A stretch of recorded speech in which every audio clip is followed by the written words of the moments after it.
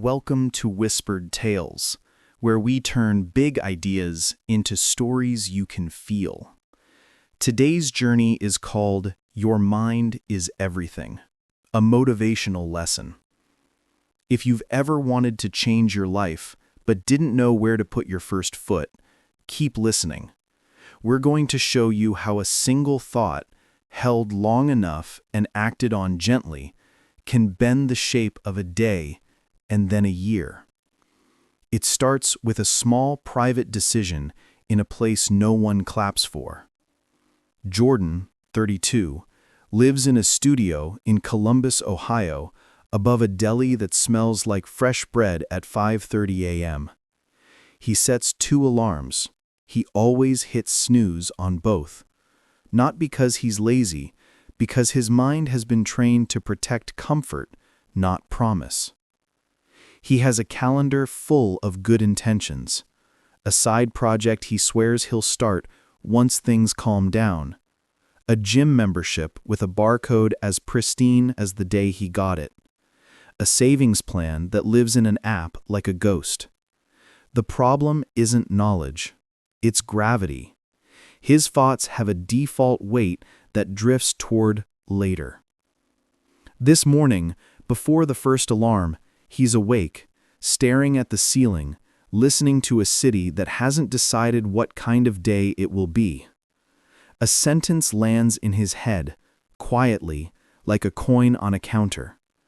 I get to decide what this hour means. It doesn't sound heroic. It sounds almost boring. But inside that sentence is a switch you can't see. Most days, Jordan's mind narrates his life like a weather report he can't control. Late night, cold morning, too many emails, no time. Today, he tries a different job title. The mind stops reporting and starts directing. Not the whole movie, just the next scene. He sits up, doesn't scroll, doesn't negotiate. He puts his feet on the floor and speaks out loud just once to make the idea real enough to touch. I am the kind of person who does small things on time. It's not an affirmation he picked off a poster. It's a policy. Policies are stronger than moods. He pours water. He stands by the window while the first bus sighs past and decides one tiny thing he will finish before sunlight clears the brick on the building across the street. Send the pitch email he's been avoiding. The brain hates vague. It loves specific. He opens the laptop. The cursor blinks like a dare. His fingers start moving at the speed of a person who no longer asks permission from the feeling of not yet.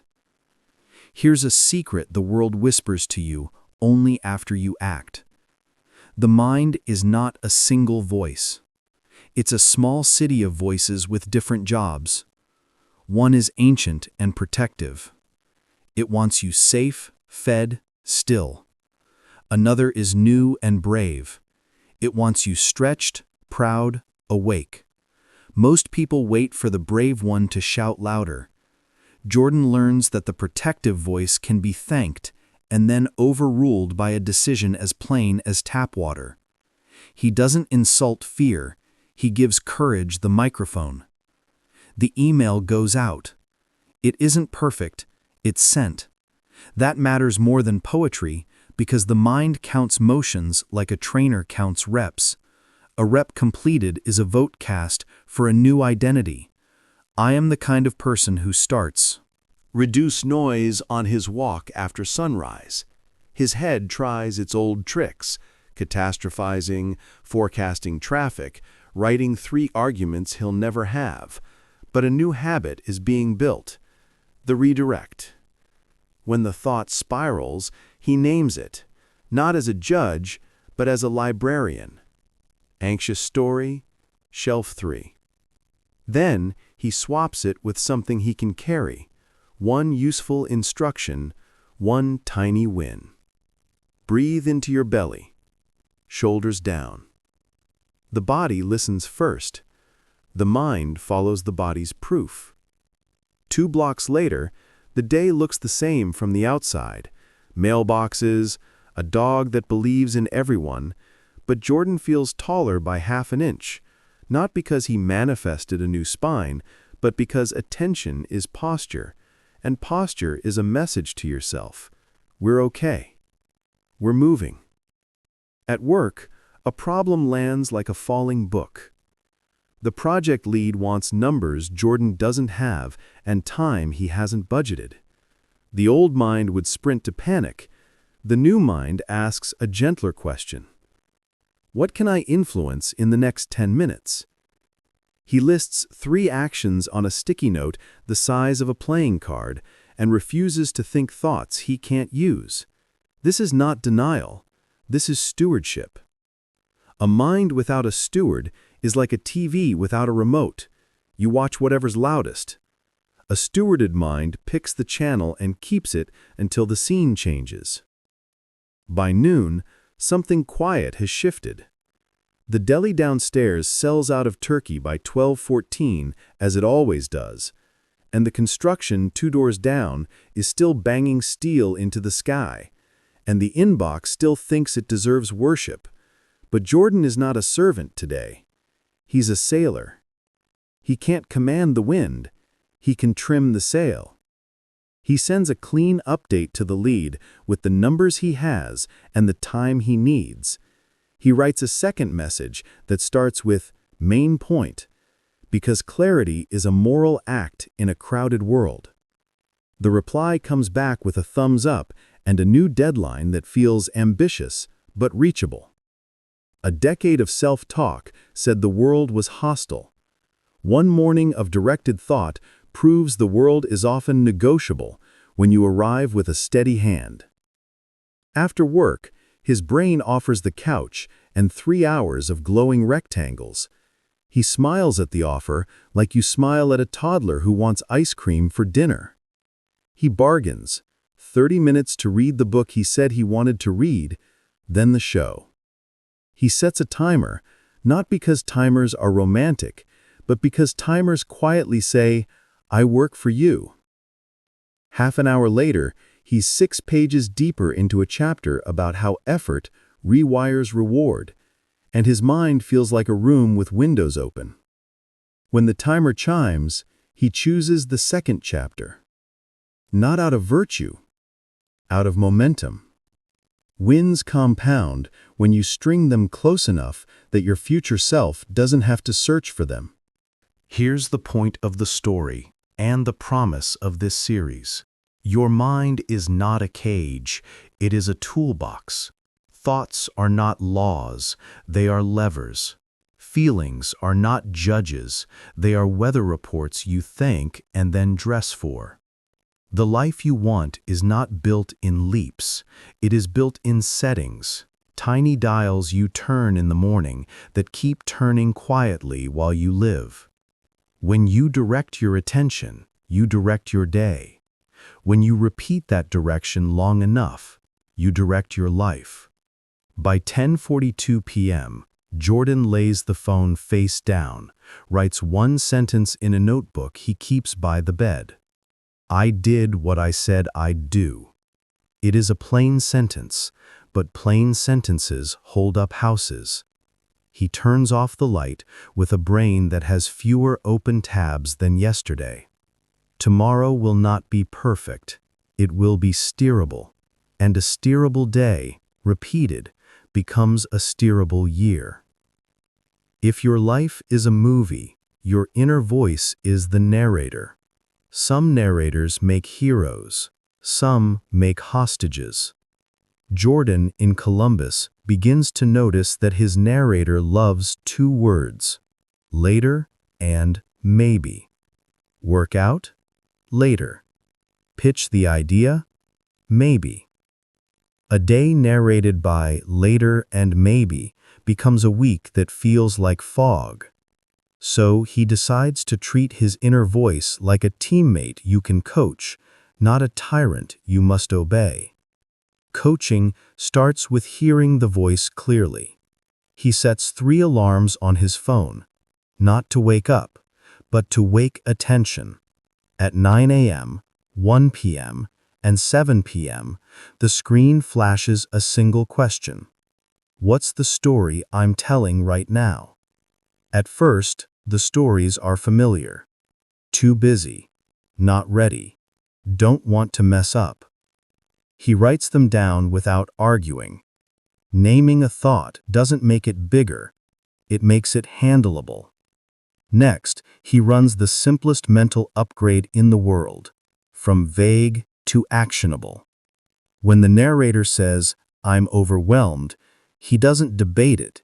He shrinks it until it fits his hands. Okay, overwhelmed by what, exactly, for the next 10 minutes? Overwhelm dissolves in specificity, like sugar in hot water. What's left is a tiny task that can be done. Send one email. Put one receipt in the tax folder. Lay out clothes for the gym. The mind learns a new rule. If the sentence can't end with the next physical action, it's just noise. He repeats the rule until the brain stops bringing him paragraphs and starts bringing him verbs. He also changes his mental diet. Social feeds and outrage headlines are like spoonfuls of adrenaline for the narrator. They teach it to speak in alarms. For 7 days, he swaps 30 minutes of scrolling for 15 minutes of a book and 15 minutes of a walk. No headphones, just sidewalk and breath. On day 3, something subtle happens. His thoughts arrive slower, like cars that use their turn signals. The space between stimulus and response widens, and inside that space sits choice, the only tool humans ever needed to rewrite a life. Because the voice loves to predict pain, he gives it a safer script, the 5-minute door. Anything he resists, workout, budgeting, dishes, gets a 5-minute promise. I'm not working out, I'm just doing 5 minutes of warm-up. I'm not budgeting, I'm just listing last week's expenses for 5 minutes. The brain, suspicious at first, walks through the door. Once moving, he often keeps going. If not, 5 honest minutes still teach the narrator a better story. I start when I say I'll start. That identity is worth more than any single task. He learns a second switch, language that leads. The narrator can either drag or drive. I have to drags. I get to drives. I have to call my mom feels like detention. I get to call my mom remembers the privilege of still having a number to dial. I have to run becomes I get to move a body that still works. This isn't toxic positivity, it's truthful framing. The facts don't change. The energy does, and energy is the fuel that behavior runs on. Of course, the voice still throws darts. You're behind. Jordan doesn't pretend he's ahead. He answers with a 2-line contract. Probably true. The next right move is blank, and I'm doing it now. Action is the only rebuttal that cynicism respects. He designs his environment to make the good story the easy story. Shoes by the door, not in the closet. Water bottle filled at night. Laptop on the table with the tab open to the project, not the news. Notes app preloaded with a 3-line template he can paste into any email. Main point, because, next step. These props are not childish, they are architecture. You don't willpower your way through a maze, you move a few walls. At work, he starts using clarity out loud as a mental stabilizer. Before a meeting, he whispers, main point first, then details. When someone asks for an update, he answers in one breath. Main point, we're on track, because the specs landed. Next, Draft by 5. The room relaxes. So does his brain. He's training the narrator to speak in a style that reduces friction for himself and others. People call that leadership. It's also self-care. When self-criticism shows up, "Why didn't you figure this out earlier?" he swaps punishment for process. The new voice says, "Note it. Fix 1 inch. Move." He keeps a tiny catch jar on his phone. One line he'll do better next time, written like a patch note. Tomorrow, ask for the deadline first. No diary of sins, no dramatic vows, just upgrades. After a week, the jar reads like proof that change is procedural, not mystical. At night, he rehearses replacement lines for the loudest lies. Lie. If it's not perfect, it's pointless. Replacement. If it's not started, it's impossible. Ship small. Lie. Other people are built different. Replacement. Other people are built daily. Lie. I don't feel like it. Replacement. Feelings are weather. Plans are roads. He says them once with the lights off. The brain remembers what you say last. One more move makes the narrator a teammate. Borrowed confidence. He texts a friend every Friday, "One thing I did, anyway," and writes a sentence. The friend sends one back. Not coaching, not critique, just receipts. Confidence doesn't come from mirrors, it comes from evidence stacked where you can see it. The voice in your head learns from what you do, not what you promise. By the end of this chapter, Jordan hasn't transformed into a different person. He's done something rarer. He's become a better narrator. One who names what is true, asks for the next concrete step, and speaks in a way that gets hands moving. Your mind is everything, not because it can think magical thoughts, but because it can tell useful stories, stories that make actions easier, and actions that make tomorrow feel more like a place you're steering than a storm you're surviving. Attention isn't a gift you were born with or without. It's a muscle you train in the middle of ordinary American days. On the Orange Line in Boston at 8:10 a.m., in a Houston kitchen while the dishwasher hums, in a Columbus coffee shop where grinders sing like rain. Jordan figures this out the afternoon a dozen tabs bloom on his screen like dandelions. He isn't lazy, he's untrained. So he treats focus like strength training. Pick the weight, pick the form, pick the set, rest, repeat. His weight is a single, visible task that matters, polishing a one-page proposal. His form is a rule. One window, one cursor, one sentence at a time. And his set is 15 minutes by the clock on his desk, not by the mood in his head. When the timer starts, he does not bargain with pop-ups. He lets them knock on the door without opening it. Attention, like a muscle, burns a little when you do it right. He learns to enjoy the burn, because on the other side is the strange, clean joy of finishing. Distraction doesn't leave because you glare at it. It leaves because you disarm it. Before each work block, Jordan removes the candy from the room. He puts the phone face down across the table, out of reach but not out of sight, a gentle signal to his own brain, we're choosing.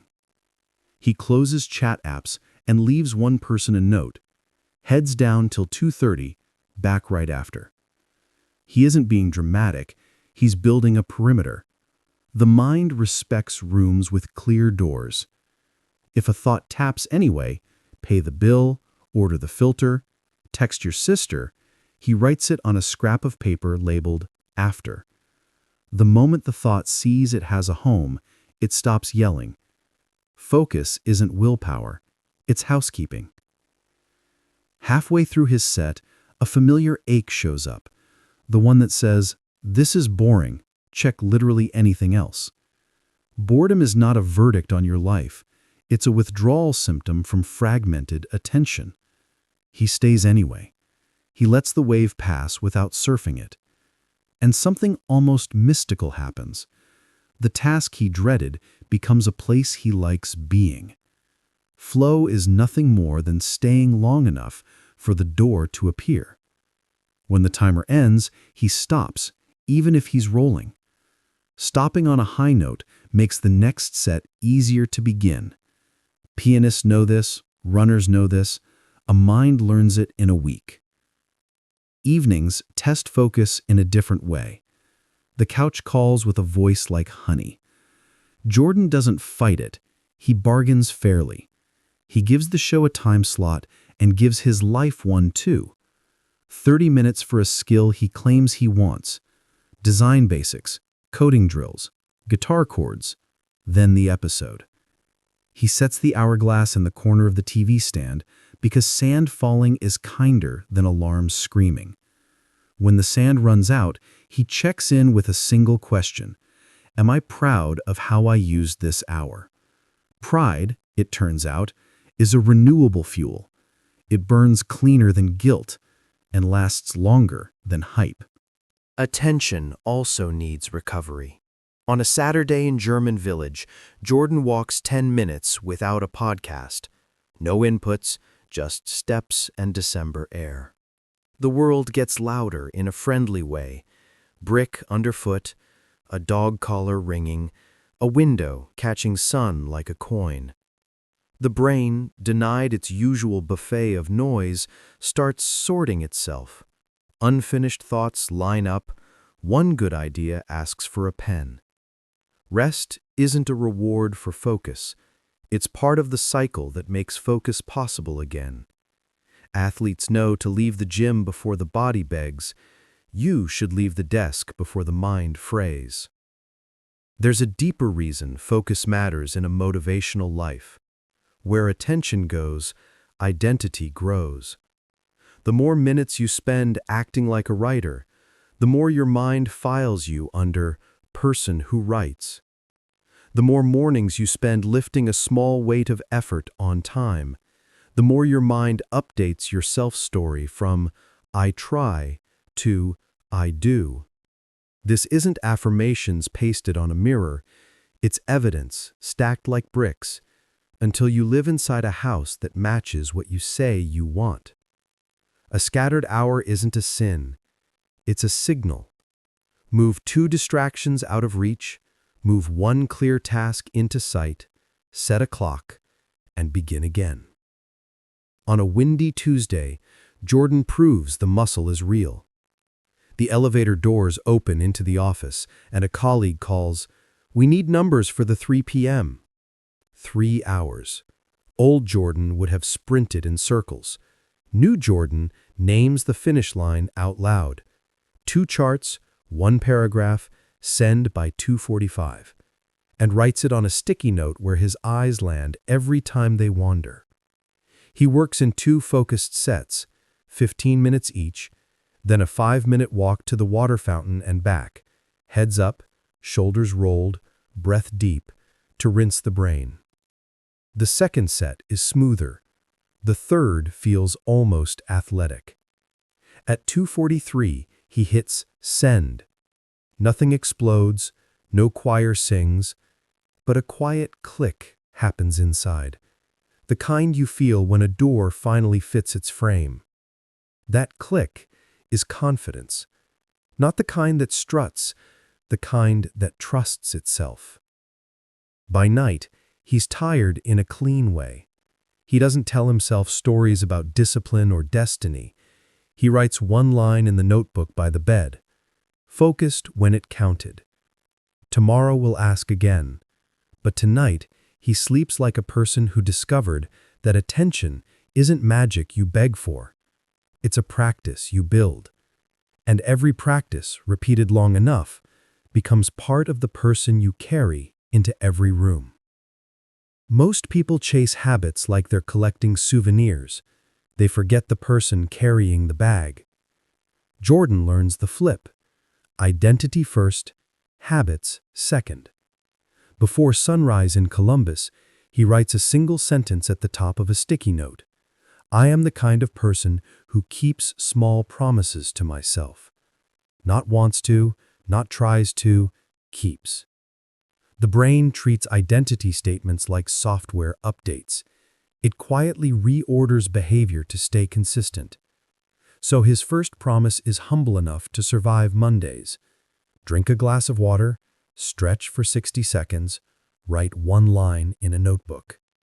A win small enough to be certain is stronger than a plan grand enough to be fragile. He stacks 3 of those on top of each other and calls it a morning. Habits stick when they are obvious, easy, and attached. Jordan moves the water bottle to the nightstand so hydration finds him before excuses do. He leaves the yoga mat unrolled beside the dresser so 60 seconds of stretching doesn't require a negotiation with the closet.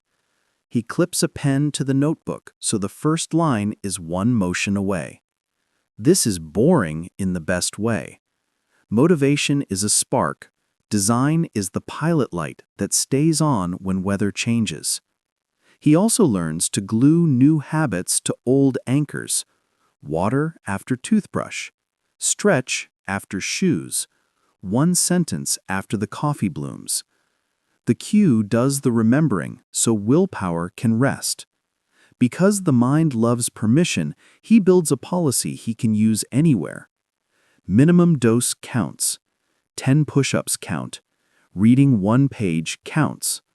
Opening the budget and logging 1 transaction counts. On tired days, minimum is the whole workout. On good days, minimum becomes momentum. This ends the all-or-nothing drama that turns a missed hour into a missing week. He stops saying, I blew it. He says, I kept the streak human. A human streak is the only kind that survives a life. Evenings become the place he protects his future self. He doesn't ask, what do I feel like now? He asks, what will make 7 a.m. version of me grateful? He lays out clothes, packs the bag, sets the kettle, opens the laptop to the right tab. The next morning feels strangely smoother, not because the world got kinder, but because the world was arranged by someone who cared. Self-respect grows in tiny, unsexy ways like that. Confidence isn't a speech. It's a drawer that opens to exactly what you need. Identity gets stronger when you see yourself doing. So Jordan starts collecting receipts, not trophies, tiny proofs. A photo of the empty water glass, a tick mark on the mat, a 3-word line in the notebook, kept promise today. He's not posting it, he's witnessing it. Your mind believes what you repeat and what you record. When doubt visits at 3 p.m., he scrolls his camera roll and sees a week of small, boring victories. Doubt loses the argument because evidence won it yesterday. Friction is the silent killer, so he hunts it like dust. If a habit keeps failing, he doesn't blame character, he blames architecture. Gym across town? He switches to a 10-minute at-home set on weekdays and treats the gym as a Saturday luxury. Healthy lunch requires 6 steps? He meal preps 3 boring, good-enough options on Sunday. Same grain, same protein, same sauce, so what's for lunch becomes a 2-motion question. When the budget app keeps crashing at night, he moves money check-ins to coffee hours when he has energy. He isn't lowering standards, he's lowering friction. High standards live fine on low-friction rails. He also starts to name the saboteurs. The mind has archetypes that derail you. The negotiator. 10 more minutes, then.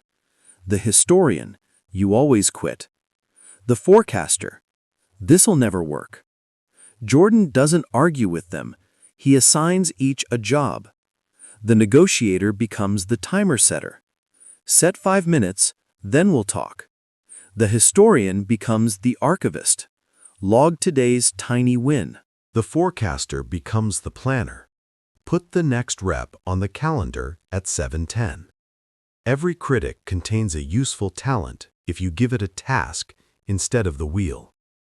On hard weeks, he keeps himself in the arena with 2 questions. 1. What's the smallest version of this that still changes me? 2. What would make that small version automatic? A 2-minute read? Leave the book on the pillow. One healthy choice? Put the fruit front row in the fridge. 5 quiet breaths? Tape a dot on the doorframe and breathe every time you touch it. He stops worshiping discipline and starts engineering defaults. Because the mind becomes what it repeats, he curates inputs that match the identity he's building. 1 podcast that lifts, 1 newsletter that informs without inflaming, 1 YouTube creator who teaches, not shouts. If something leaves him agitated and aimless, he unfollows without ceremony. Attention is a pantry.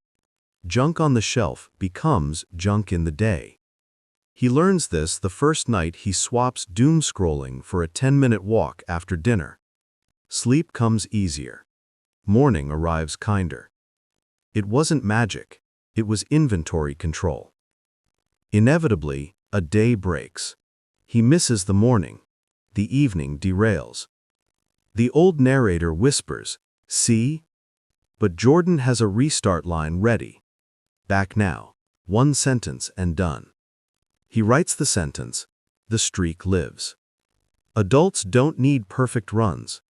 Adults need fast recoveries. He writes it on the inside cover of the notebook. I'm not behind, I'm returning. That sentence feels like a handrail in a dark stairwell. He grabs it as often as needed. At month's end, nothing about his life would make a movie trailer explode. No yacht, no six-pack, no viral glow.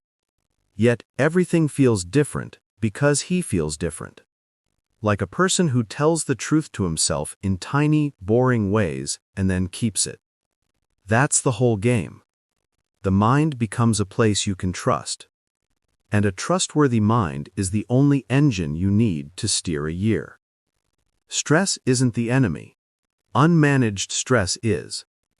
The same chemistry that makes your hands shake before a presentation can power you through it if you point it. Jordan figures this out on a Tuesday that stacks annoyances like bricks. A curt email from his manager. A bank charge he doesn't recognize. Rain that decides his socks need a swim. At 11:17 a.m., he feels the old pattern rising. Tight chest, shallow breath, the urge to scroll. Instead of running, he runs a sequence he's practiced when the weather turns inside his body. Name, breathe, aim, act. He names it without drama. This is stress, not "I am stressed," that turns a weather report into a personality. Next, he breathes 4 in, 6 out, twice, through the nose. Long exhales tell the nervous system, no tiger here. Then he aims the energy with 1 question. What is this surge for? If the answer is to defend your ego, he lets it pass. If the answer is to do the next useful thing, he acts within 2 minutes. He calls the bank, gets the charge flagged, writes a 2-line update to his manager with a clear ask, and puts his socks near a radiator like a man who refuses to let damp feet decide his head. The most powerful shift isn't breathing, it's labeling. Emotions untangle when you give them accurate names. Irritability often hides fear. Procrastination often hides uncertainty. Numbness often hides overload. Jordan keeps a tiny vocabulary posted on his desk. Annoyed, worried, sad, bored, tired, overwhelmed, excited. And checks a box before he decides he needs a break. The label doesn't fix the day. It hands him the right tool. If he's worried, he writes a single list. Unknowns he can answer today, unknowns he can't. If he's overwhelmed, he shrinks the task until an action fits on one sticky note. If he's tired, he drinks water, takes a 10-minute walk, and refuses to discuss his whole life with himself until his body has calories and oxygen. Most mind problems are body messages with bad forwarding addresses. He also learns the 90-second rule. Feelings spike like waves, about 60 to 90 seconds of chemical storm, unless you keep feeding them with thoughts. When an email triggers heat in his face, he watches the clock and does nothing clever for 1 minute and 30 seconds. No reply, no revenge draft, no Slack play-by-play. He lets the wave peak and fall. On the far side, the same brain that wanted a flamethrower wants a calendar. He writes, review at 3. Respond with main point plus ask. That small delay converts emotion into strategy. Because anger can be fuel or fire, he builds a safe outlet. When he's mad, he moves. 10 push-ups, 10 squats, or a walk to the end of the block at a pace that would make a Fitbit clap. Motion bleeds off pressure so the prefrontal cortex can come back online. Back at the desk, he speaks one sentence out loud. I'm going to be useful now. It sounds corny until you hear what your own voice does to your spine. Some storms are quieter. Sunday evenings, a gray fog drifts in. The Sunday scaries. Instead of negotiating with the fog, Jordan writes a 2-page plan that takes 8 minutes. Page 1 is a brain dump of everything noisy. Page 2 is a weak skeleton. 3 musts, 3 mights, 1 treat. Then he puts a tiny star beside the first inch of Monday. Open the draft, title it, write the first line. He tapes that inch to the monitor so Monday morning has a welcome mat. Anxiety hates specifics. Give it 3 and it shrinks. Relationships complicate weather. A tense comment from a colleague can hijack a day because your brain thinks belonging is oxygen, and it is. Jordan learns to clarify before he catastrophizes. He sends a short, steady note. Quick check. I read your message as urgent. Did I get that right? Half the time the reply is, oops, didn't mean it that way. The other half, at least he has a real target. In live conversations, he uses the American Rescue line when heat rises. Let me say that more simply, then headline because next. Emotional regulation looks like communication. Most rooms calm down when the path appears. He also builds a recovery OS for bad days, because discipline without compassion burns out. If he snaps at someone, the sequence is own it fast, repair it, practice the better line once. Hey, I was short earlier, sorry. The better way is, can we push to Friday because the vendor slipped? If he blows a habit, the sequence is name it, shrink it, restart line. Missed the run. Minimum dose counts. Back now, 5 minutes. He writes both sequences on a card. In a storm, you don't invent your plan, you read it. Sleep is the unsung hero of every motivational lesson. Most anxiety is a tired brain guessing. Jordan adopts a closing ritual that lasts 5 minutes. Dim lights, screens face down, tomorrow's first inch ready, 1 page of a real book, then the same 4 words each night. We're safe. Lights out. The repetition becomes a permission slip for his nervous system. Mornings stop feeling like a hangover. They feel like a launch. Finally, he reframes pressure as privilege. A full calendar means people trust him. A hard problem means he's at the right table. Reduce noise. He reminds himself gently, this is what you asked for. Not as a guilt trip, as a grounding. Gratitude is not a denial of difficulty. It's a counterweight that keeps difficulty from owning the whole scale. When gratitude feels fake, he picks one concrete thing: hot water, shoes that fit, a text from someone who remembers him. Small facts stabilize big feelings. By the end of the day, the sky over Columbus still can't decide if it's rain or sun. Inside, Jordan has decided. Stress will visit. Panic doesn't have to move in.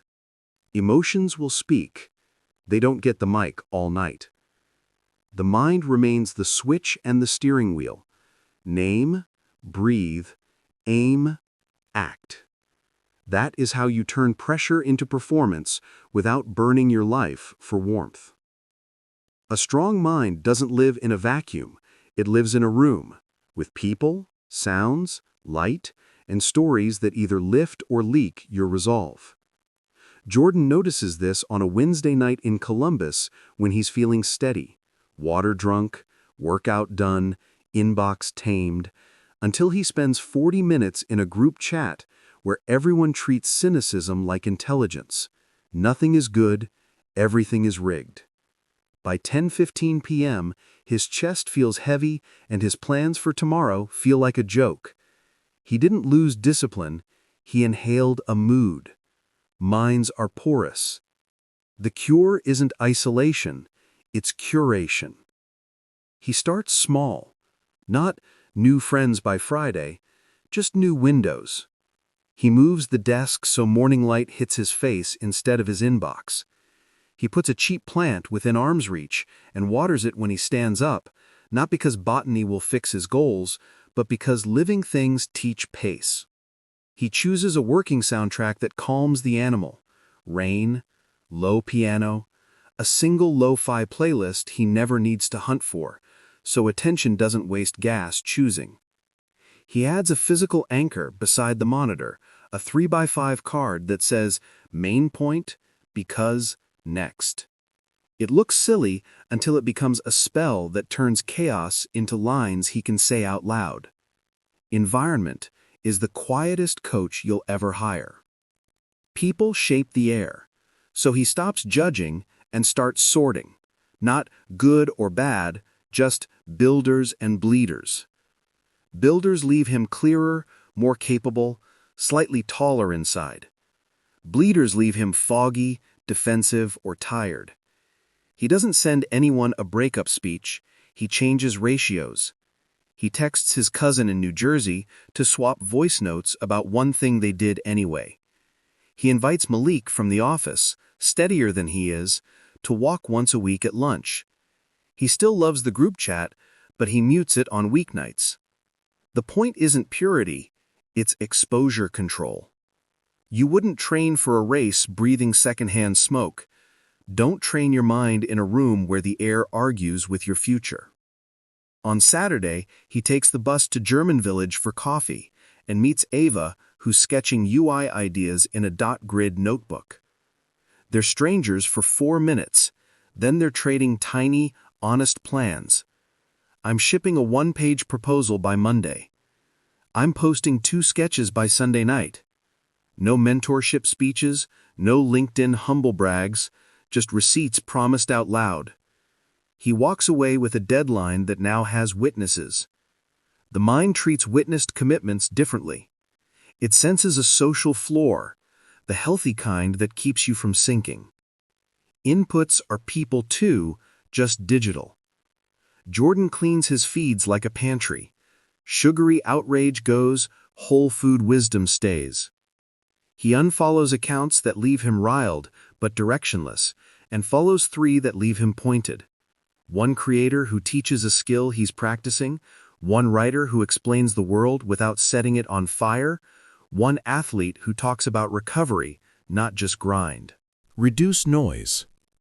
The scroll stops feeling like a slot machine and starts feeling like maintenance. He isn't manifesting positivity, he's selecting teachers. Places carry memory. The couch tells his body, we're done. The standing desk tells it, we're on. The park bench by the Scioto whispers, think wider. He assigns jobs to places, so his brain doesn't have to invent a mood from scratch. Coffee shop equals deep reading. Kitchen table equals bills and budgets. Desk equals produce, don't consume. Bed equals sleep and sex, nothing with blue light. These are not laws, They're labels that save decision fatigue. When he breaks a rule, he names it and returns the room to its job. The mind loves consistency the way ankles love level sidewalks. Of course, some relationships are tangled. A friend who drinks to forget tries to make happy hour the only hour. A relative who loves him also loves forecasting doom.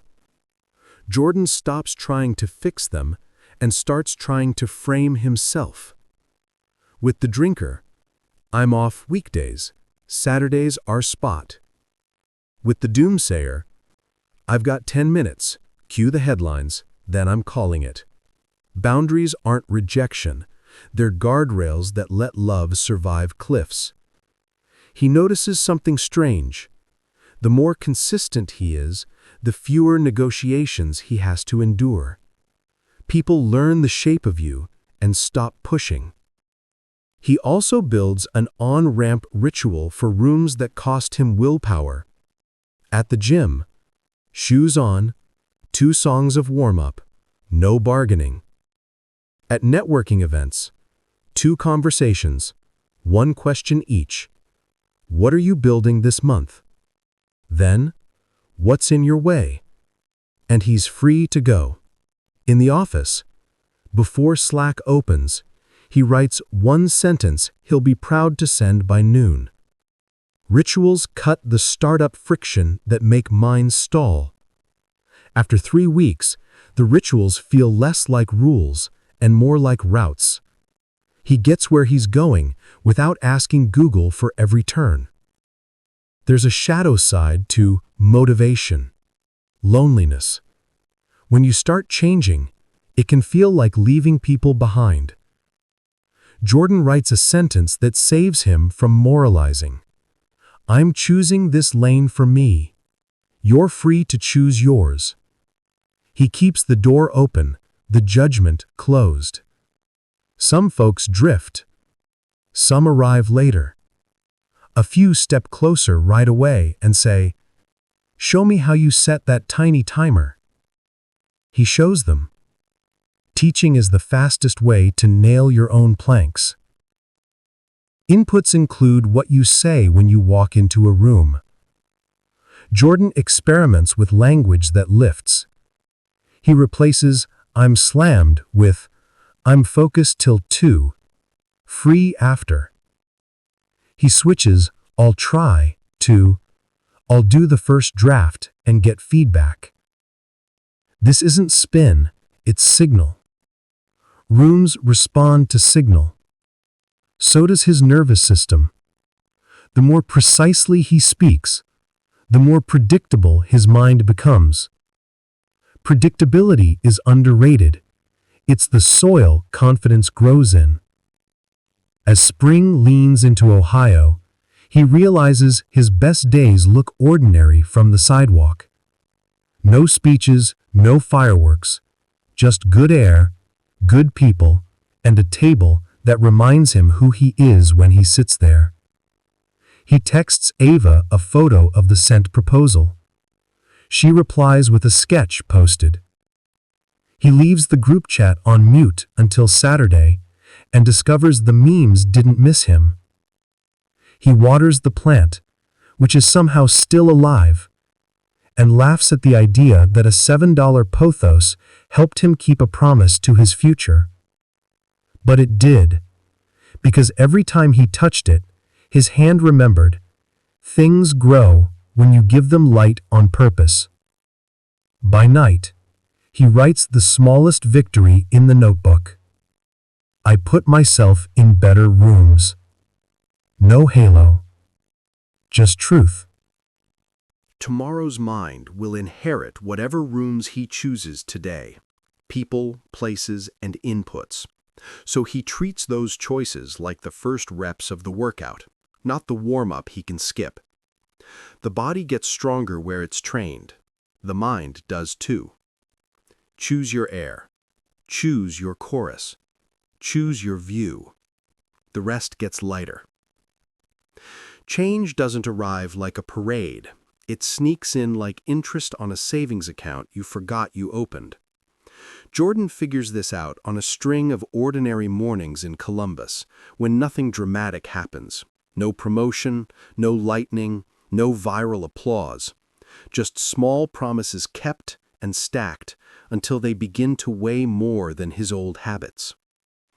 The first proof shows up in a place nobody brags about: his calendar. Boxes that used to be decorative turn into receipts. 15 focused minutes here, 5 honest minutes there. 1 email sent when he said he'd send it. Each checkmark is a vote.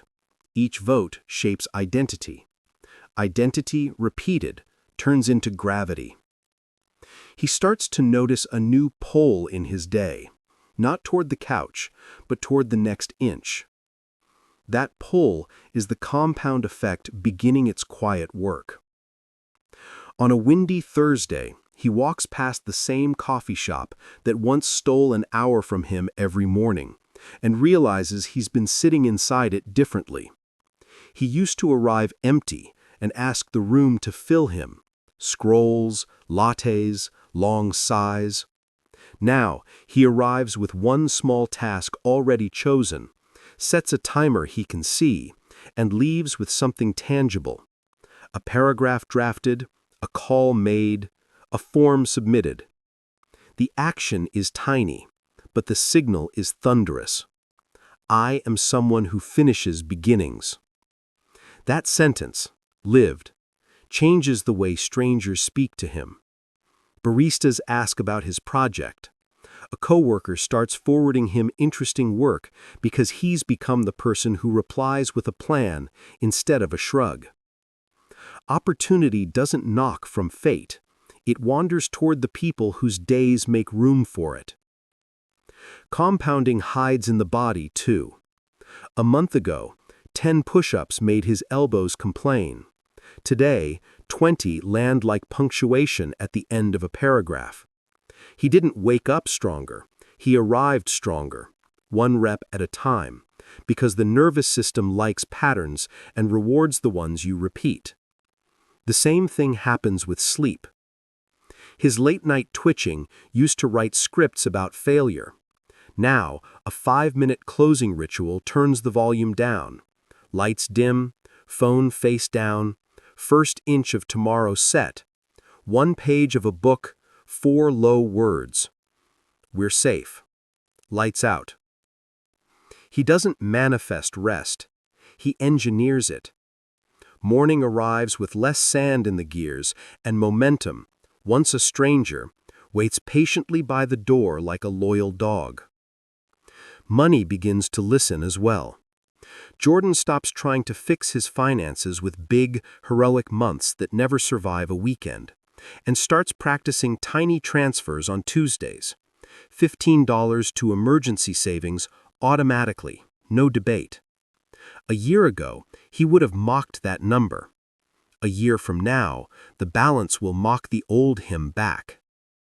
The number grows not because he became a different species, but because friction was lowered and the decision was removed from his fragile willpower. Every automatic choice is a small employee you hire to work while you're tired. The compound effect rewrites relationships in slower ink. He used to text apologies for lateness and promises to make it up. Now he texts confirmations and arrives when he said he would. Trust accrues. Friends invite him into plans that assume he'll show up.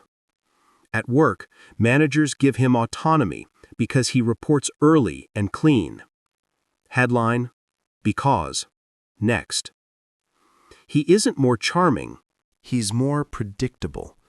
And predictability is the invisible charisma of adulthood. It takes fewer words to move rooms when your words have a track record. Most revealing is what compounding does to his self-talk. The narrator in his head used to love dramatic declarations. New me, big year, watch this, followed by quiet collapse. Now the narrator doesn't need speeches. It has evidence. The email sent on time, the budget nudged, the form finished. The run started even when the sky spit rain. Evidence shrinks the distance between who you say you are and what your day says you are. That distance, when it's small, feels like integrity. Integrity feels like ease. Ease is not laziness, it's alignment. There's a temptation to accelerate once momentum arrives. Double the list, triple the goals, become a machine. Jordan resists by keeping a floor, not a ceiling. The floor is his minimums. The 2-minute read, the 5-minute tidy, the 15-minute focus set. On good days, he goes further because energy asks to. On rough days, he still clears the floor. Floors keep streaks human and progress inevitable. He writes it on a card taped to the monitor. Small, certain, daily. The card looks unimpressive. So does a seed in dirt. Return in a season. Try to keep a straight face. He notices, too, that compounding respects sequence. A single clear line in the morning protects 10 decisions at noon. A glass of water before coffee keeps the afternoon from begging for sugar. A 90-second pause before replying to a sharp email saves an hour of repair. He stops trying to win days with heroics at 4 p.m. and starts setting 2 or 3 dominoes early that tip the rest. There's a humility to this, admitting that your life runs better on rails than on vibes, and there's freedom in it, because rails mean you don't have to reinvent yourself every sunrise. One Saturday at Scioto Audubon, watching climbers take turns on a wall, he learns the simplest compounding lesson from a kid in a red hoodie.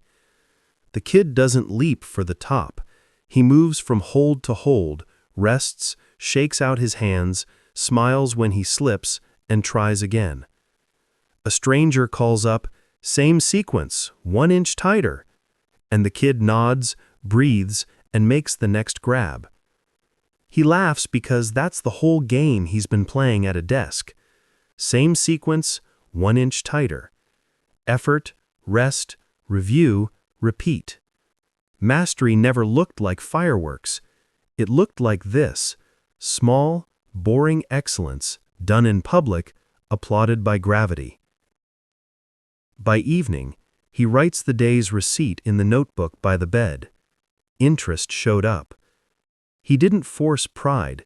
He earned it in pennies paid steadily. Tomorrow will be ordinary again. That's good news. Ordinary is where compounding lives. The mind, finally treated like the steering wheel it is, doesn't need to shout. It just keeps turning, small, sure, daily, until the road under you is a place you chose. Big goals are loud on January 1st and quiet by February 12th. They're headlines, catchy, inspiring, and too short to carry a life. Jordan used to write them in thick marker: get fit, save more, change careers. Headlines without pages become guilt. So he flips the order. Goals set direction, systems create gravity. He keeps the headline, but he only measures the pages. What happens today, under his hands, at his desk, in his shoes? The question stops being, how far am I from the mountaintop, and becomes, what footing am I laying before noon? He builds each system like a tiny assembly line. Start with a vision that actually makes him feel something. Run a 10K without stopping. Have $3,000 in emergency savings. Ship a portfolio with 3 real projects. Then he writes the pipeline on 1 sheet of paper, so clear a sleepy future self could follow it. For the 10K, 1. Shoes by the door. 2. 5-minute warm-up. 3. Intervals on Tuesdays and Thursdays. 4. Long, slow run on Saturday. 5. 1 sentence in the notebook after each run. Distance and how it felt. For savings. 1. Automatic transfer every Tuesday. 2. 1 spending freeze category per week. This week, coffee out. Next week, takeout. 3. 5-minute Friday money check. 4. Sticky note on the debit card. Emergency fund first.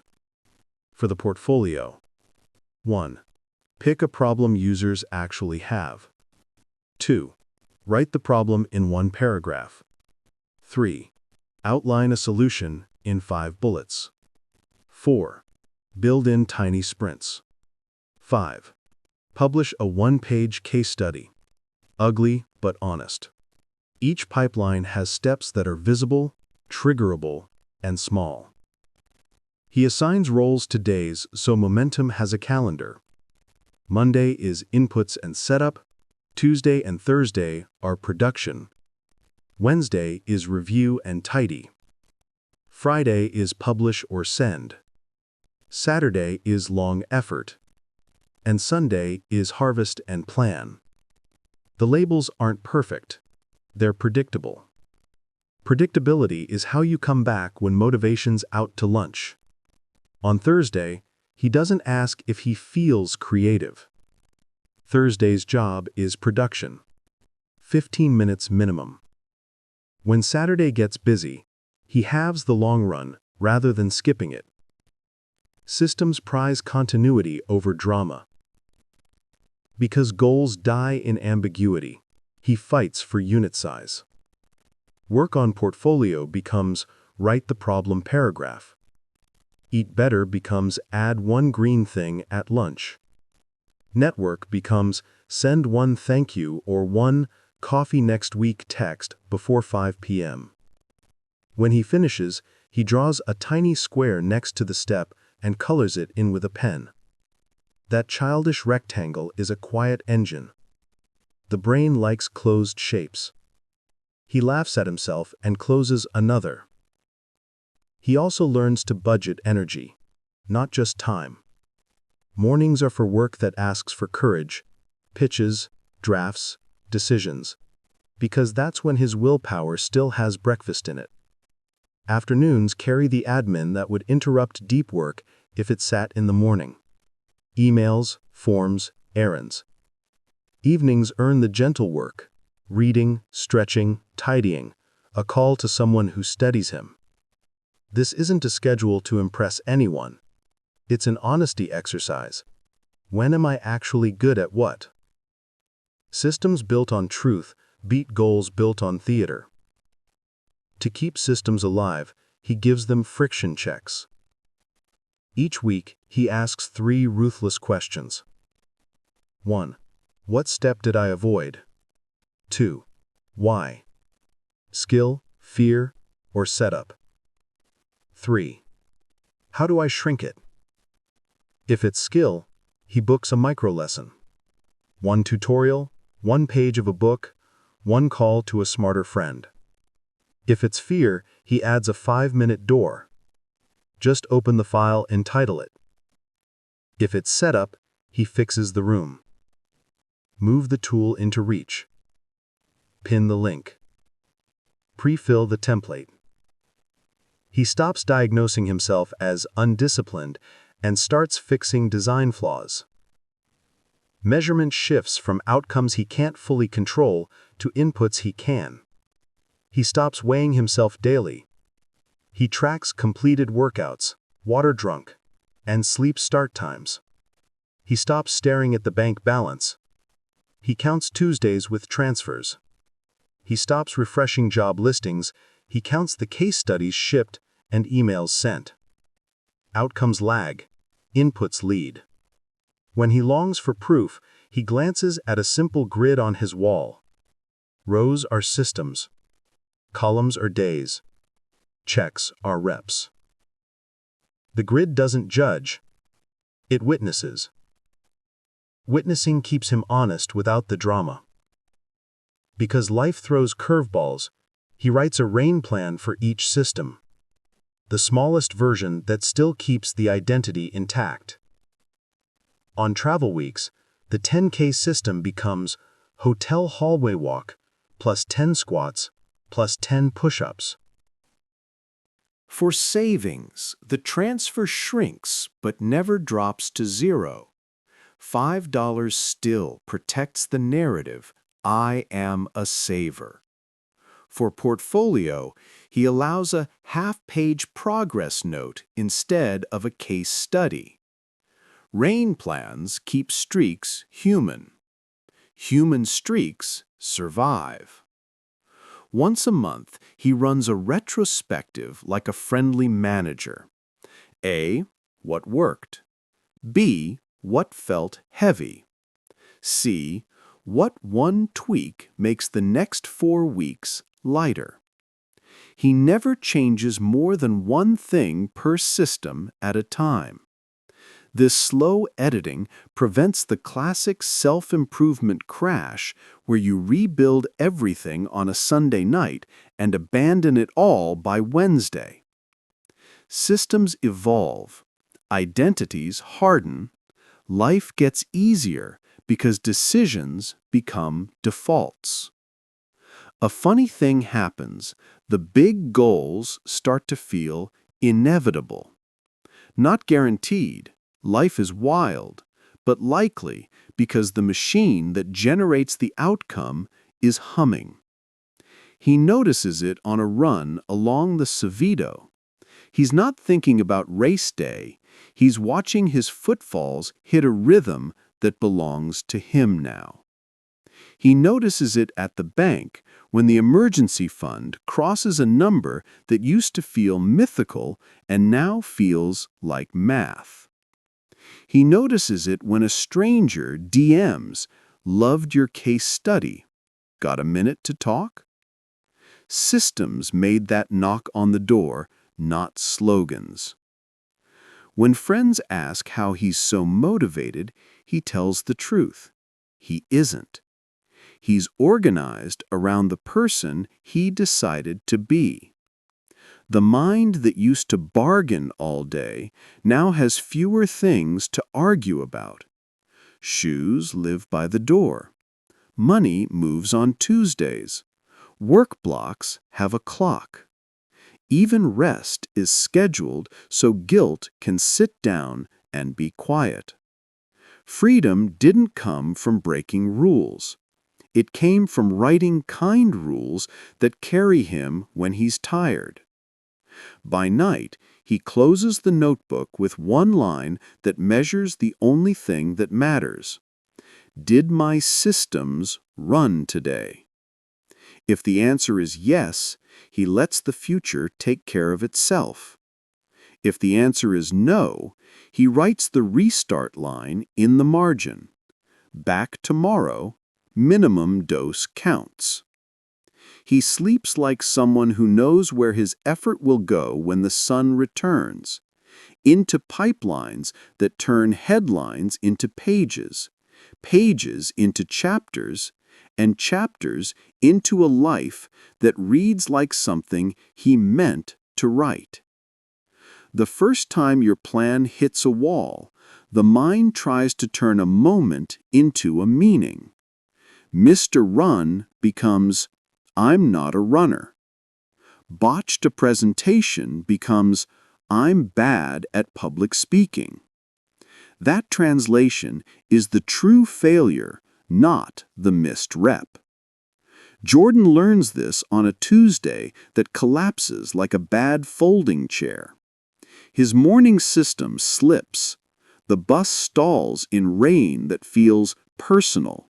And at 3:07 p.m., he fumbles an answer on a call. Silence on the line. Hot ears, the kind of tiny shame that echoes. He feels the old narrator inhale. See? Same you. Before the story hardens, he uses the 3-sentence rescue he keeps on a sticky note. What happened? Facts. What it means? Neutral. What I'll test next? Specific. He writes, missed the morning block, stumbled on the metrics question, energy dipped after lunch. Means, schedule mismatch plus prep gap. Test, Move metrics prep to 10 a.m., eat before the call. The room inside his head changes temperature. He didn't declare a new identity. He wrote an experiment. Resilience is not a personality trait. It's a protocol. Jordan's protocol has 4 steps he runs without drama. Reduce the spiral. He names the feeling out loud: embarrassed, frustrated, tired, then breathes 4 in, 6 out, twice. Biology first, philosophy later. Shrink the frame. He zooms from "my career is doomed" down to the next 10 minutes. He picks one visible action: send a recap, fix the doc, walk around the block. Motion punctures stories. Harvest the data. He asks, was this skill, setup, or timing? If skill, he books a micro lesson. If setup, he moves a tool closer. If timing, he reschedules the task to when his brain actually works. Write the patch note. 1 line in the catch jar. Tomorrow, open metric sheet before joining. No essays. Just the next fix. That's it. Not a TED Talk. An update. He also learns to pre-install soft landings so stumbles don't become slides. When he misses the gym, his rain plan is not guilt. It's 5 push-ups plus 10 squats plus 60-second plank. When he breaks his budget, the rain plan is a $5 transfer anyway and a quick spend freeze on one category for the week. When he ruins a night of sleep, the rain plan is water plus sunlight plus a walk before noon and no decision about his whole life until after lunch. These moves don't fix the past. They protect the slope of tomorrow. Shame loves secrecy. Resilience loves witnesses. Jordan texts Ava 2 words when he blows it: resetting now. She replies with the emoji they agreed on: RB. No sermon, just signal. Sometimes she adds a receipt. Posted my sketch anyway. They're not motivating each other. They're mirroring a behavior back. Adults restart. The human nervous system learns by imitation. Make sure you're standing where the right moves are visible. He practices reps under fatigue on purpose, small, safe versions. On a Thursday, after a long day, he deliberately opens the portfolio file for 5 minutes and writes 1 sentence. Ugly, short, shipped. Not because it matters to the world, because it matters to the story he tells himself. I work even when it's not pretty. That sentence earns compound interest in every room where pressure lives. When criticism arrives, and it will, he separates aim from acid. The aim is the part he can use. Numbers weren't clear. Timing felt off. The acid is tone, projection, someone else's bad day. He extracts the aim, discards the acid, and writes 1 test. Lead with 2 charts, not 5. If the feedback is vague, do better. He asks the clarifier Americans respect. What would better look like in 30 seconds? He isn't defensive. He's getting a target he can hit. Sometimes setbacks are bigger. Projects canceled, opportunities ghosted. Jordan gives big losses a container. 24 hours to feel it fully. Cry, vent, journal, lift heavy, walk far. Then he writes a 2-track plan. Track A, 1 thing he can try again in the same lane. Another pitch, a revised draft. Track B, 1 adjacent move. New contact, different channel. Loss narrows vision. The plan widens it by 1 inch. He doesn't need optimism. He needs options. He also trains a counterintuitive move. Celebrate the bounce, not the win. The morning after a stumble, he notices the first small compliance. Water before coffee, shoes by the door, 1 headline sent clean, and says out loud, back on. That phrase isn't self-help fluff. It's a neurological cue. The brain releases a little reward for the act of returning, which makes returning easier next time. Practice enough bounces and your identity shifts from person who falls to person who recovers.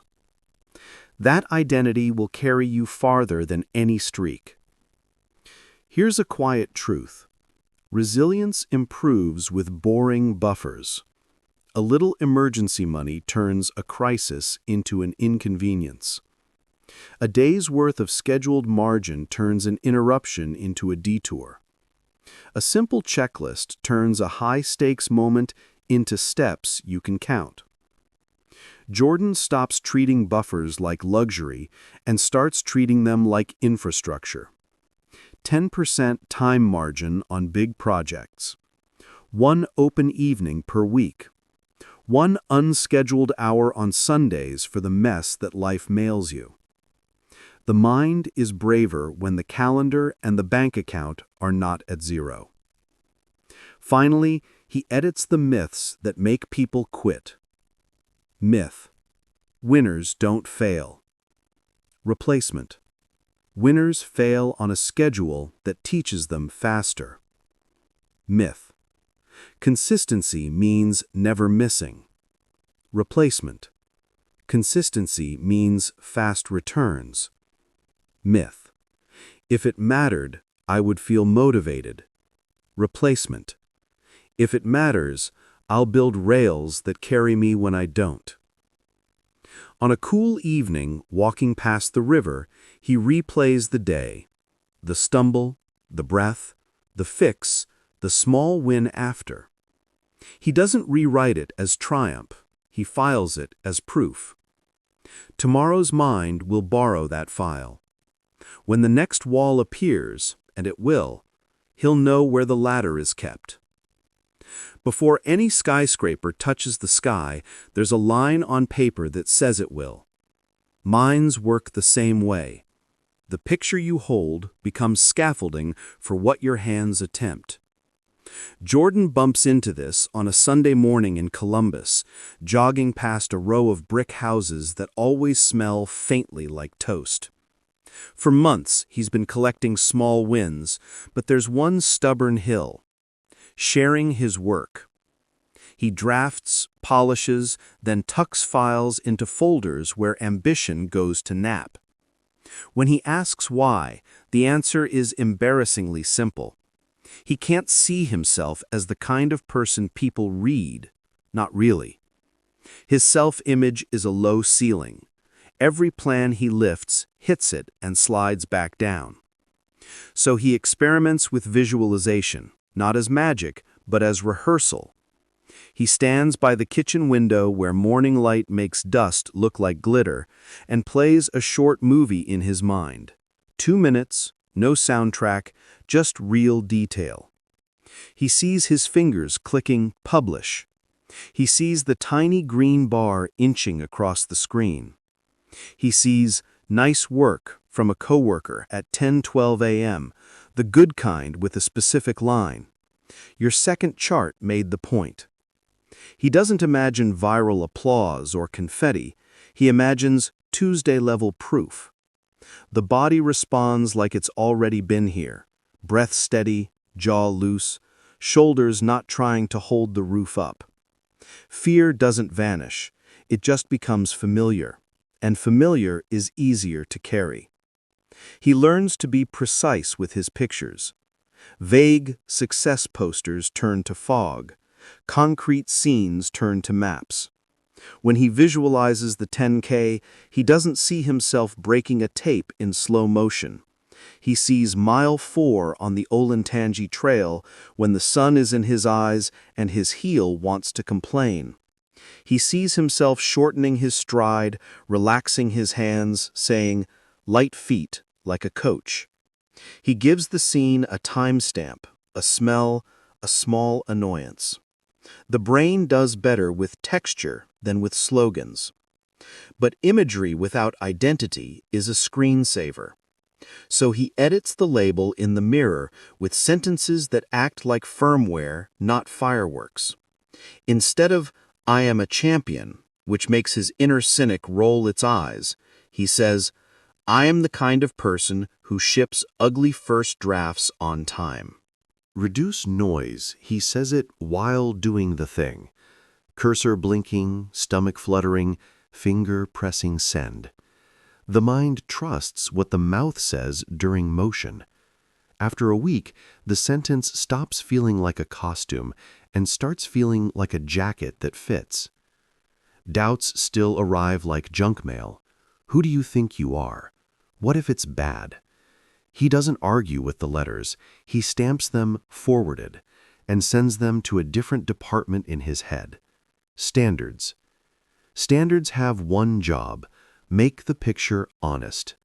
They ask, did you give it your minimum standards? Clear headline, one reason, one request?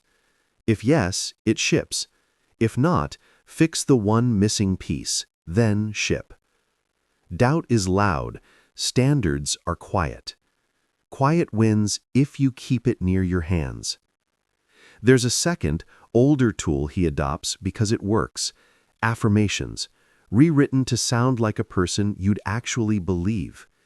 He uses if-then and when-then statements that tie belief to behavior. If I feel the wobble before I publish, then I read the first paragraph aloud and click. When I get the 2 p.m. slump, then I walk to the window, breathe twice, and open the file. These are not chants, they're policies that reduce suspense. A self-image grows every time a policy holds under pressure. He builds a portfolio wall on the side of the fridge, not trophies, just printed screenshots of tiny proofs, an email where a manager thanked him for clarity, a chart a teammate used in their deck, "this helped" from someone he respects. The wall is small and a little crooked. It doesn't impress guests, it calibrates him. On bad days, he glances left while pouring coffee and remembers a boring truth. The world already contains receipts he can't argue with. Confidence is not a mood, it's a ledger you read when your stomach forgets. With visualization comes a necessary warning. Pictures can trap you if they're too pretty. He notices this when he imagines a perfect quiet morning and then meets reality: trash truck growling, neighbor's dog singing, inbox tapping its foot. The fix isn't a better fantasy, it's a second picture where things go wrong and he handles them. He watches himself lose his place during a stand-up, smile and say, "Let me say that more simply," then click. He watches a run get rained on and sees himself pulling a hat lower, choosing smaller steps, and finishing wet and fine. He doesn't rehearse victory, he rehearses recovery. Winners don't avoid mess, they expect it and stay themselves anyway. He also uses pictures to shape character, not just outcomes. He imagines what steadiness looks like in a crowded office: arriving on time, answering with one clear sentence, writing a recap when everyone else rushes to lunch. He imagines generosity as a visible act, forwarding an opportunity to someone else once a week without angling for credit. These aren't halos, they're behaviors with time slots. The self-image he's building isn't a brand, it's a schedule. Night adds a quieter practice. Before sleep, he runs a gratitude reel of 3 frames, no more. One is about effort he controlled. I kept the timer honest. One is about grace he didn't. A stranger held the door when my hands were full. One is about someone he wants to keep seeing well. Ava shipped even though she was tired. Gratitude doesn't erase ambition, it stabilizes it. The mind sleeps better when it knows it's not alone, and morning starts kinder when it remembers the day isn't a courtroom. Then comes a test that used to undo him: public measurement. He signs up to present a 2-minute update at a community meetup. No slides, no cover. The old picture was humiliation. The new picture is service. He sees faces at the back of the room who are just as nervous as he is. He imagines one person walking home with a sentence they can use tomorrow. He practices twice in his kitchen. Shoes on, heart honest. At the meetup, his mouth is dry for the first 10 seconds. Then the movie he rehearsed takes over. Main point: small systems beat big goals when you're tired, because human streaks survive. Next, pick a floor for your week. It's not brilliant. It's useful. 2 people thank him near the coffee urn. One asks for the template he mentioned. He emails it that night. The picture is now a memory. Afterward, he updates the line on the sticky note. I am the kind of person who shows up in public, briefly and clearly. He reads it once and smiles because it's true in a way yesterday's version wasn't. That's the real alchemy of mindset work. You imagine, you act, you gather proof, and then you upgrade the imagination to match the new facts. The cycle keeps looping upward. Picture, behavior, receipt, revised picture, until the person you used to daydream about starts leaving dishes in your sink. By the time the city settles, Jordan writes one line in his notebook. I built the scene before I lived it. Tomorrow won't follow the script exactly, it never does. But his mind no longer needs perfection to proceed. It needs a picture he can enter and a promise he can keep. And when those two meet, image steady, action small, the ceiling lifts a little. The room gets taller, and the person inside stands up straighter without even trying. For all the talk about mindset, the brain is not a cloud. It's a hunk of living tissue plugged into a body that runs on electricity, salt, light, and breath. Jordan learns this the unglamorous way on a week when his thoughts feel sticky and his willpower keeps clocking out early. Nothing dramatic is wrong.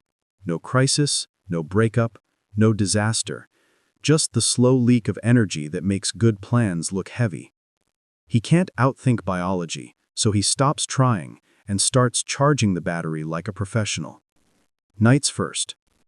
He trims the blue light circus, dims the lamps an hour before bed, sets his first inch for tomorrow. Open the file, lay the shoes, fill the bottle, reads 2 pages of a real book, and closes with the 4-word lullaby he's been practicing. We're safe. Lights out. Sleep stops being a negotiation and starts being a ritual. Mornings stop feeling like penalties and start feeling like platforms. Food next. Instead of chasing perfect diets, he makes a plain pact with himself. Protein, fiber, water early, because the afternoon will always test him. A simple breakfast on autopilot. Eggs or yogurt, fruit, and a handful of something crunchy that grew on a plant. A 10-ounce glass of water before coffee, and the day's cravings lose their crown. Lunch turns from a mystery to a default. 1 bowl he can assemble fast, and by 3 o'clock, he isn't bargaining with a vending machine like it can solve philosophy. He treats sunlight like a supplement. 10 minutes outside in the first 2 hours after waking, even if Ohio is sulking behind clouds, and his circadian clock thanks him with steadier focus at noon and an easier descent at night. Movement becomes medicine, not performance. 5 minutes of warm-up when the brain is foggy, a brisk lap around the block after hard meetings, push-ups against the counter while the kettle hums, a walk at sunset that marks the boundary between work me and home me. He isn't training for a trophy. He's flushing stress hormones, oxygenating a sulky prefrontal cortex, and teaching his nervous system the difference between alarms and effort. On messy days, he runs a body-first reboot before he lets his mind narrate doom. Reduce noise. Water, light. 5 minutes of motion, 3 slow exhales. Only then does he ask his head for opinions. The strangest part is how quickly life feels more manageable when the basics stabilize. Problems didn't shrink. His lens cleared. Emails read less like threats and more like tasks. Difficult people still exist, but their words land on a steadier floor. When he misses a night of sleep, he doesn't interrogate his character. He loads daylight, protein, and a walk before lunch, and refuses to make permanent decisions from a temporary brain. When he eats like chaos for a day, he returns quietly to the bowl that works tomorrow. When a week gets loud, he shifts his workouts to minimum dose counts, because 5 honest minutes of movement keep the identity intact in a way a skipped day cannot. He realizes the mind he's building sits on top of a body that is always telling the truth. When he listens, his motivation mysteriously improves, not because the universe is rewarding good behavior, but because the organ that does the choosing finally has fuel, rhythm, and room. By the end of the week, nothing about his routine would trend. Everything about it lets his thoughts behave. It turns out your mind is everything because your body is the battery that powers it. Take care of the battery, and the light stays on long enough to finish the page you meant to write. Your calendar shows only time, but the days that move your life run on 3 budgets at once: time, energy, and attention. Jordan figures this out on a week when his hours look available, but nothing meaningful ships. He keeps asking, "Where did the time go?" and misses the better question. What did my energy and attention have left when the time arrived? So, he runs a quiet audit. Mornings, he notices, come with full batteries and a clean lens. Afternoons arrive with decent time, but foggy focus. Late evenings gift him scattered minutes and a mind that wants soft edges, not hard edges. He stops booking deep work where only time exists and starts placing it where time and energy overlap. The effect is immediate. The same task that took 90 minutes at 4 p.m. takes 40 at 9:20 a.m., not because he became smarter overnight, but because he finally spent his work in the right currency. He treats attention like money with a leak. Every open tab, every half-listened conversation, every doom scroll just for a sec is a drip from the tank he needs to steer. So he installs small valves that don't require a personality transplant. 1 window per block, phone on the far side of the room, a scrap of paper labeled "after" to catch any thought that tries to kidnap him with fake urgency. He narrates his blocks out loud, 1 page, then send, because spoken intent stiffens attention the way posture stiffens a spine. When interruptions crash anyway, he doesn't curse reality. He writes a single re-entry line, "Main point where I left off was," and gets back in within 60 seconds. Re-entry speed, he learns, matters more than interruption count. Adults don't live in monasteries. Adults get good at returning. Energy becomes the budget he respects most because it multiplies the others. He stops asking, "Do I have 30 minutes?" and starts asking, "Do I have usable 30 minutes?" On days when sleep was thin or emotions ran hot, he doesn't punish himself with heroic plans. He lowers the day's floor and protects identity. Minimum workout, 1 clean email, 1 inch moved on the hard thing. Identity continuity outruns ambition bursts. He also flips a common mistake. Instead of trying to earn rest with work, he uses small rests to earn good work. A 10-minute walk between blocks, sunlight against his eyelids, water before coffee, 3 long exhales before opening the inbox. These look like luxuries until you measure output. After a week, less grind, better work stops sounding like a slogan and starts reading like data. Time, finally, gets told the truth. It is not a river that carries him, it's a shelf he arranges. Jordan groups similar tasks so his brain doesn't pay the switching tax a dozen times a day. He batches emails after lunch, knocks out admin in one standing session, and protects 2 morning squares for make something that didn't exist. Meetings get a new rule. If the goal is unclear, the default answer is, "Can we handle this in 3 lines and a deadline?" When a meeting is necessary, he arrives with one headline he'll say early and one smart question he'll ask before the room meanders. In a culture that worships busy, he is learning to worship useful. Useful keeps promises. Busy keeps chairs warm.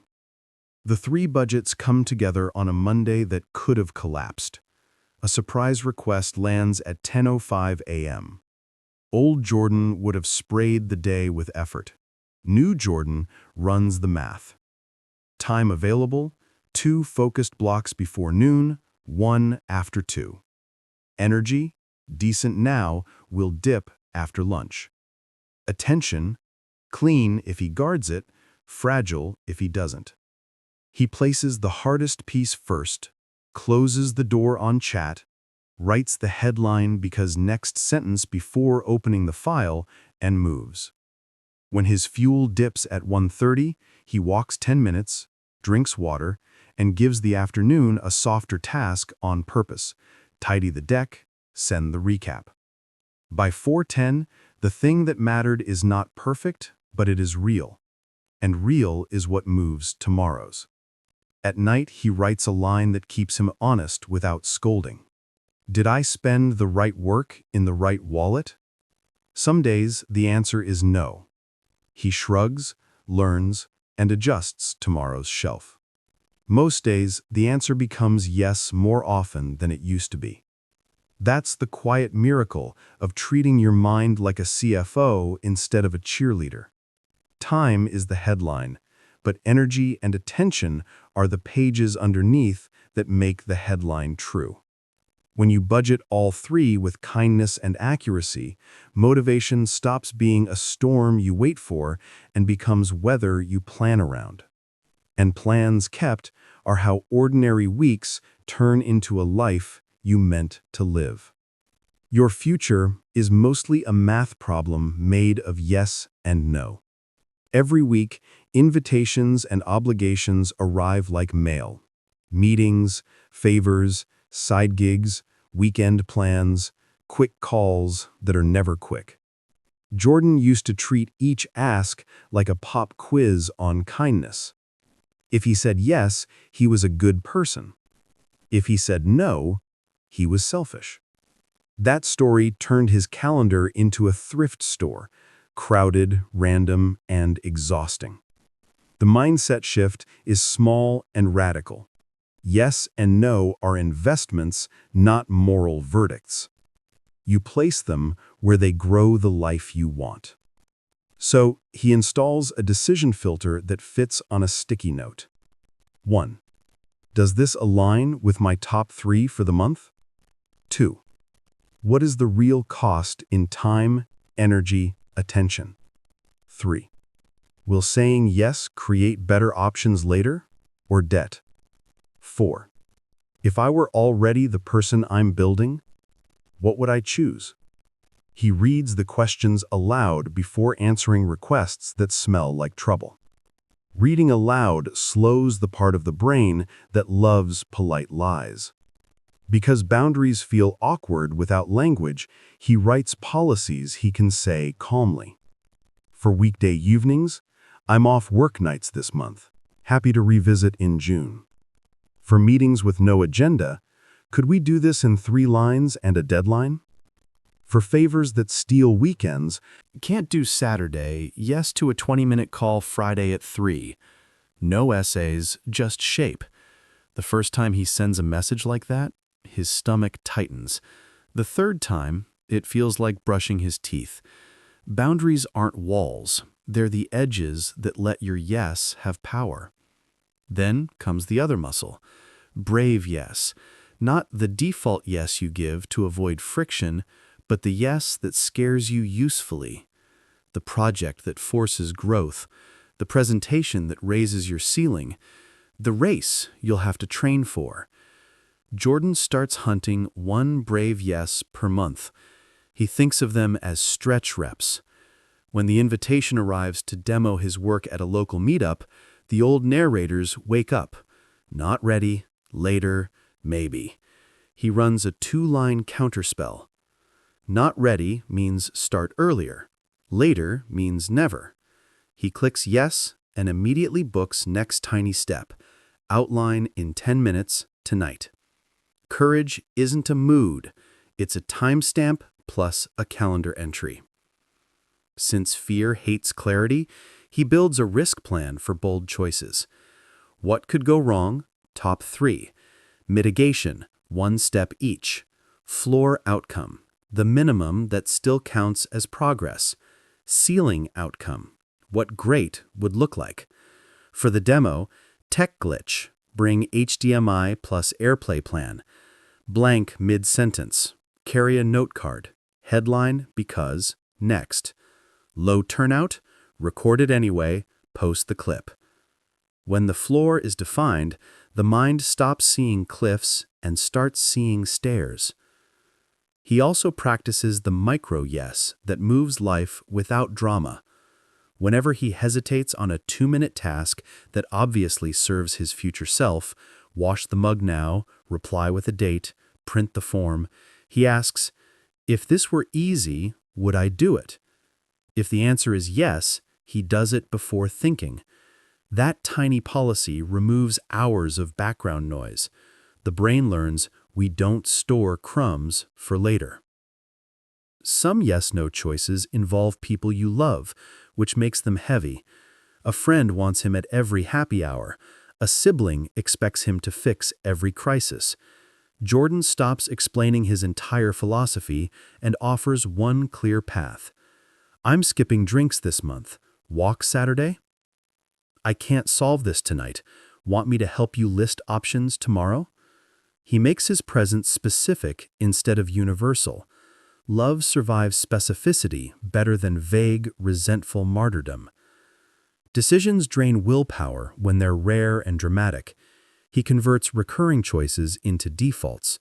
Default lunch is the bowl that works. Default morning is the 3 reps that light his day. Default answer to last-minute weekend asks is, no this time, ask me a week ahead. Default purchase rule is, sleep on it. If I still want it tomorrow and it fits the budget, I'll buy it.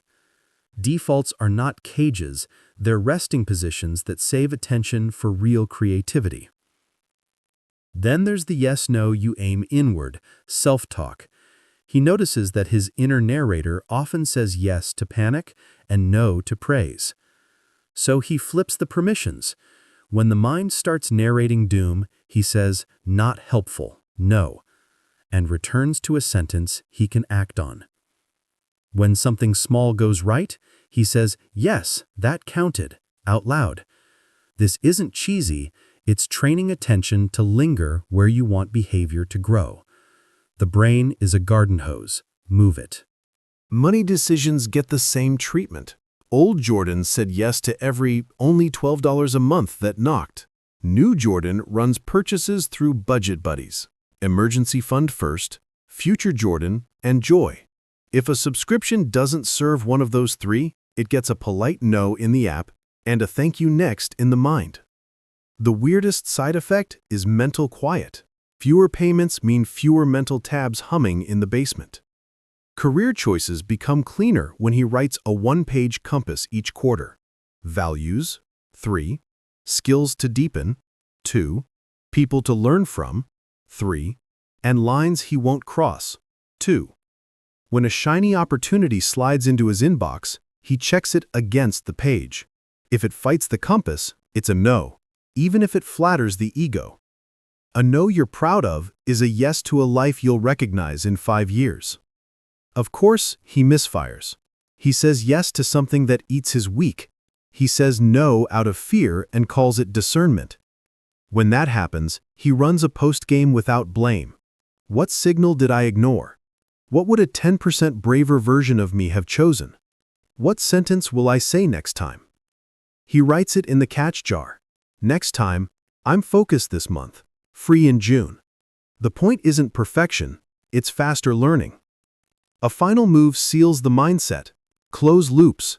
After a decision, he stops relitigating it at 2 a.m. He writes one line, I chose X because Y, and signs it with the date. That tiny signature tells his nervous system, decision made, energy returned. Doubt can apply next quarter. On a mild Friday evening, the deli downstairs smells like bread again, and Jordan looks at a week that felt oddly spacious. He didn't work fewer hours, he spent fewer on the wrong things. He said no to 2 meetings with no agenda, yes to 1 stretch demo, no to 3 impulse buys, and yes to 1 long walk with a friend. The math is plain. Yes multiplied what he wants, no protected it. That's not personality, that's policy. And policy is how you turn a motivated morning into a life that keeps its promises, one choice at a time. Motivation turns into momentum when it feeds a skill, and skills compound like interest when you stack them. Jordan realizes this on a gray Columbus morning, when he opens a tutorial for the 3rd time and feels the familiar drag. Too much watching, not enough making. The fix isn't more hype, it's a learning operating system that works on messy weekdays. He starts by shrinking the unit of progress. Instead of learn design, the day's job becomes rebuild 1 screen from a product I use. Not pretty, not original, just replicated to teach his hands what his eyes admire. He keeps the windows split, tutorial on the left, his canvas on the right. Each time he pauses to copy a move, he says the action aloud like a tiny recipe. Headline, spacing, contrast. Because speaking lines out of your mouth turns knowledge into procedural memory. After 40 minutes, he has something imperfect and tangible, which is better than an hour of passive knowing. The next week, he adds the second engine, feedback. He posts the rebuild with a single question that forces specific answers. If the goal is scannable info in 6 seconds, what did I miss? And he thanks criticism that gives him an aim. He doesn't debate, he translates each comment into a test for tomorrow. Bigger contrast on key numbers, fewer fonts, tighter margins. Skill grows in that unglamorous loop. Try, show, aim, try again. By day 10, he's not talented, he's tuned. And tuned looks like talent from the sidewalk. Reduce noise. Jordan also discovers the quiet speed boost of interleaving, mixing related skills so the brain learns differences, not just moves. On Monday, he rebuilds a screen. On Tuesday, he writes a 1-paragraph rationale for each decision in plain English. On Wednesday, he watches a 5-minute color lesson and adjusts the Monday file. On Thursday, he swaps roles with his future self and writes the microcopy a user would read. On Friday, he records a 60-second screen capture explaining the changes. Design, writing, accessibility, voice. 4 skills in a small circle. None are elite alone, but together they make a portfolio that sounds like a grown-up. In American rooms, stacked competence beats single-skill brilliance you can't communicate. Teaching becomes his accelerant. He makes a rule that felt arrogant until it didn't. Teach on day 2, not as an expert, as a neighbor. After he learns a thing, he explains one slice to an imaginary intern in a short voice note. Headline first, then one reason, then the button that tells the truth. The act of explaining exposes every soft spot. He fixes those and the knowledge hardens. When he shares these 60-second explainers with Ava, she sends hers back. Now they're building a library of useful crumbs they can both eat. Tiny true sentences that survive Monday mornings. Motivation is loud. Teaching is sticky. Portfolio fear, it's not ready, used to keep his work in private folders where ambition goes to nap. He replaces the fear with a shipping cadence. One ugly case study every 30 days, each with the same skeleton.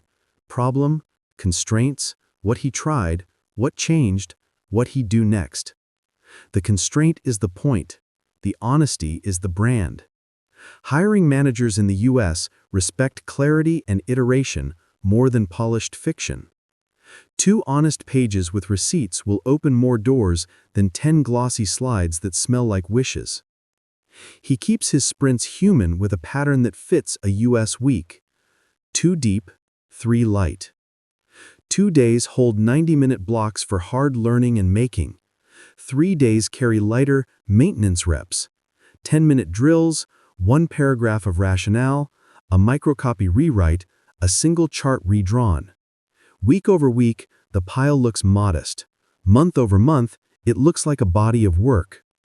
When his calendar goes sideways, he falls to minimum dose counts. 5 minutes to keep the identity intact. Because continuity is the secret ancestor of mastery. Money sneaks into the picture without a speech. Stacked skills turn into stacked options. Clearer freelance offers, internal projects that need a person who can make and explain, small checks that arrive because you showed your work where strangers could see it. He doesn't chase monetization, he chases usefulness, and usefulness gets invited. When someone asks for a rate and his stomach jumps, he answers with the sentence he practiced in the mirror. For a 1-pager like that, I'm at $. If that's high, I can scope a simpler version. Because skilled people who speak plainly get hired first. Burnout whispers around any new climb, so he writes a learning rain plan. On tired weeks, he stops building and starts curating. He organizes his files, renames layers, writes a checklist that future him will bless, and pulls 3 keepers into a working patterns page. Spacing rule, color ratio, headline formula. Curation is still practice. It turns chaos into a workbench. By Sunday night, he feels strangely ahead without performing miracles. The last upgrade is identity. He stops calling himself aspiring anything. He says, I'm a person who ships 1 useful thing a week. And then he makes it true, quietly, in a city where nobody is keeping score but him. The mind that used to need a pep talk now needs a plan, because the plan is the pep. A split screen, a timer, a question for feedback, a Friday case study, a Monday reset. Motivation doesn't disappear, it matures into craft. By the time fireflies return to the river path, Jordan's life looks ordinary from a distance. Same bus, same desk, same deli downstairs. Up close, it's changed. His days now turn effort into evidence, evidence into options, and options into confidence that doesn't need a speech. That's the promise behind Your Mind is Everything. Not magic, but method. Aimed attention, small honest reps, public receipts, and a steady hand that keeps adding 1 brick to a wall no one else has the patience to build. A well-run day can still feel hollow if it isn't pointed anywhere. Systems without a compass will carry you quickly to places you didn't mean to go. Jordan realizes this on a Thursday evening walk along the Scioto, when everything is fine. Boxes checked, inbox tidy, workouts done, money transferred. And yet, there's a quiet ache, like a room he forgot to furnish. He isn't burned out, he's under-aimed. The mind he has built can now pull weight. It needs to know where to pull. He starts with values, not vibes. 5 words on paper, then cut to 3. If a word is easy to say but hard to prove, it doesn't survive. After an hour of ruthless honesty, he keeps steadiness, usefulness, integrity. Each gets a definition he can test.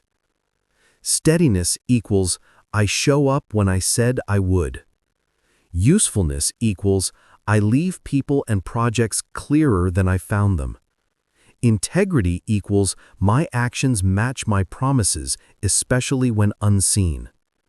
No poetry, just policies. He tapes them to his monitor and lets them judge him quietly for a week. It's not performative, it's navigation. When a tough choice arrives, the paper answers faster than mood. If an invite threatens steadiness, it's a no. If a draft is pretty but not useful, it ships later. If a shortcut would hide a mistake, integrity closes the tab. Purpose doesn't arrive as a burning bush. It arrives as small assignments you keep accepting until they rhyme. Jordan asks a different question each morning.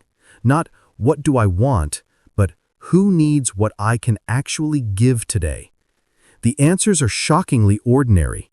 His future self needs a clear first inch. His team needs a headline because next. His cousin needs a 5-minute call. A stranger on the internet could use a one-page template. When he spends 2 hours doing something only tangentially him, the day feels flat. When he spends 20 well-aimed minutes on the work only he can do, that odd mix of make plus explain he's been stacking, the day hums. The hum is data. He writes a personal OS, one page he can read in 2 minutes when confusion fogs the windshield. North Star, one line. I make and explain useful things, briefly, clearly, consistently. Values, 3. Steadiness, usefulness, integrity. People, 3. 1 to serve at home, 1 at work, 1 beyond my circle. Projects, 3. The portfolio piece, the demo series, the savings floor. Reduce noise. Weekly floor. 2 deep work blocks. 3 light reps. 1 public receipt. Boundaries. 3.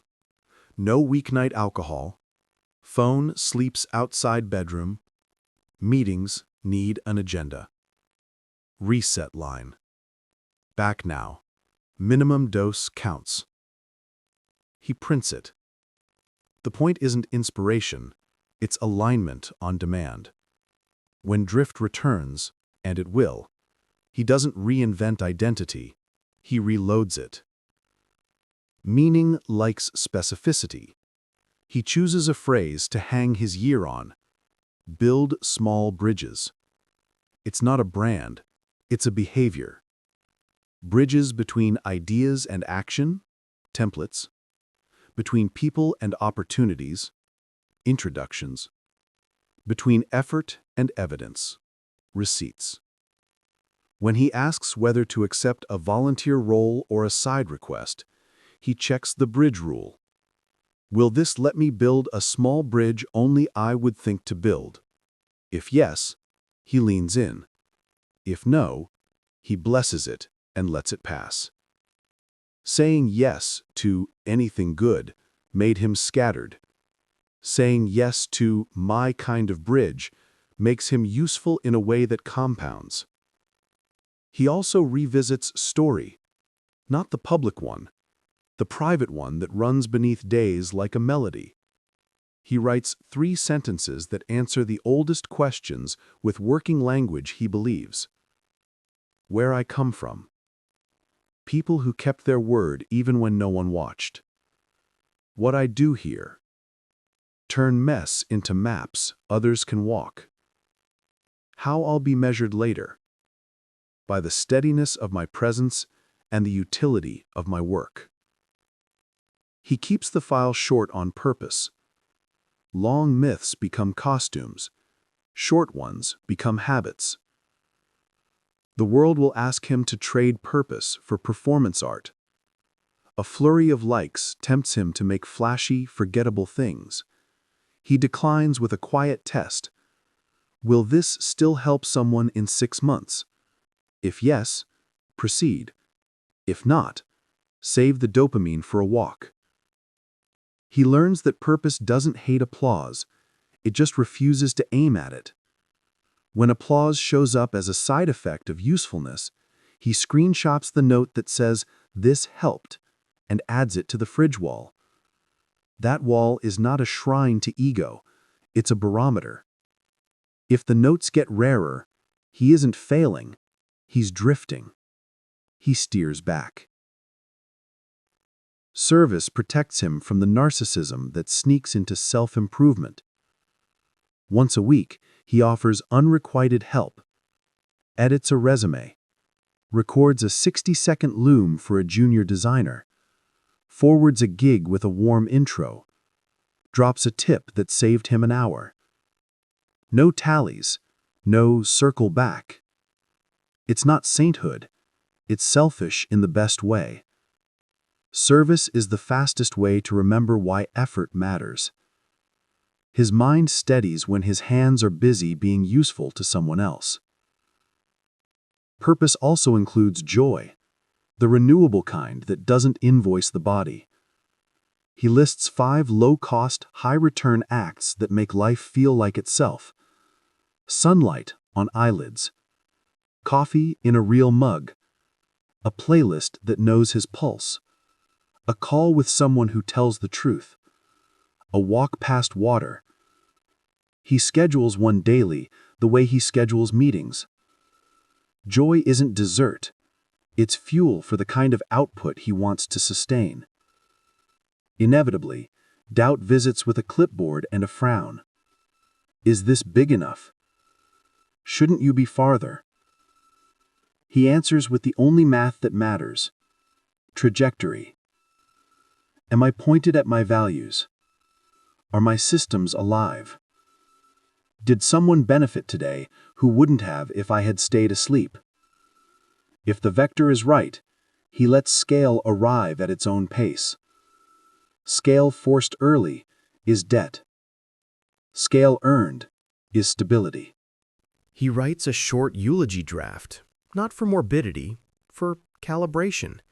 2 paragraphs. The first is what people could say now: he was reliable. He made hard things clear. The second is what he hopes they'll say if he keeps going. He kept showing up and building small bridges that outlasted him. He isn't chasing legacy, he's centering his next Tuesday. By the end of the week, the ache is still human, but it's quieter because it has a direction to walk. The same habits that once felt like chores now feel like steps up a path that matches his build.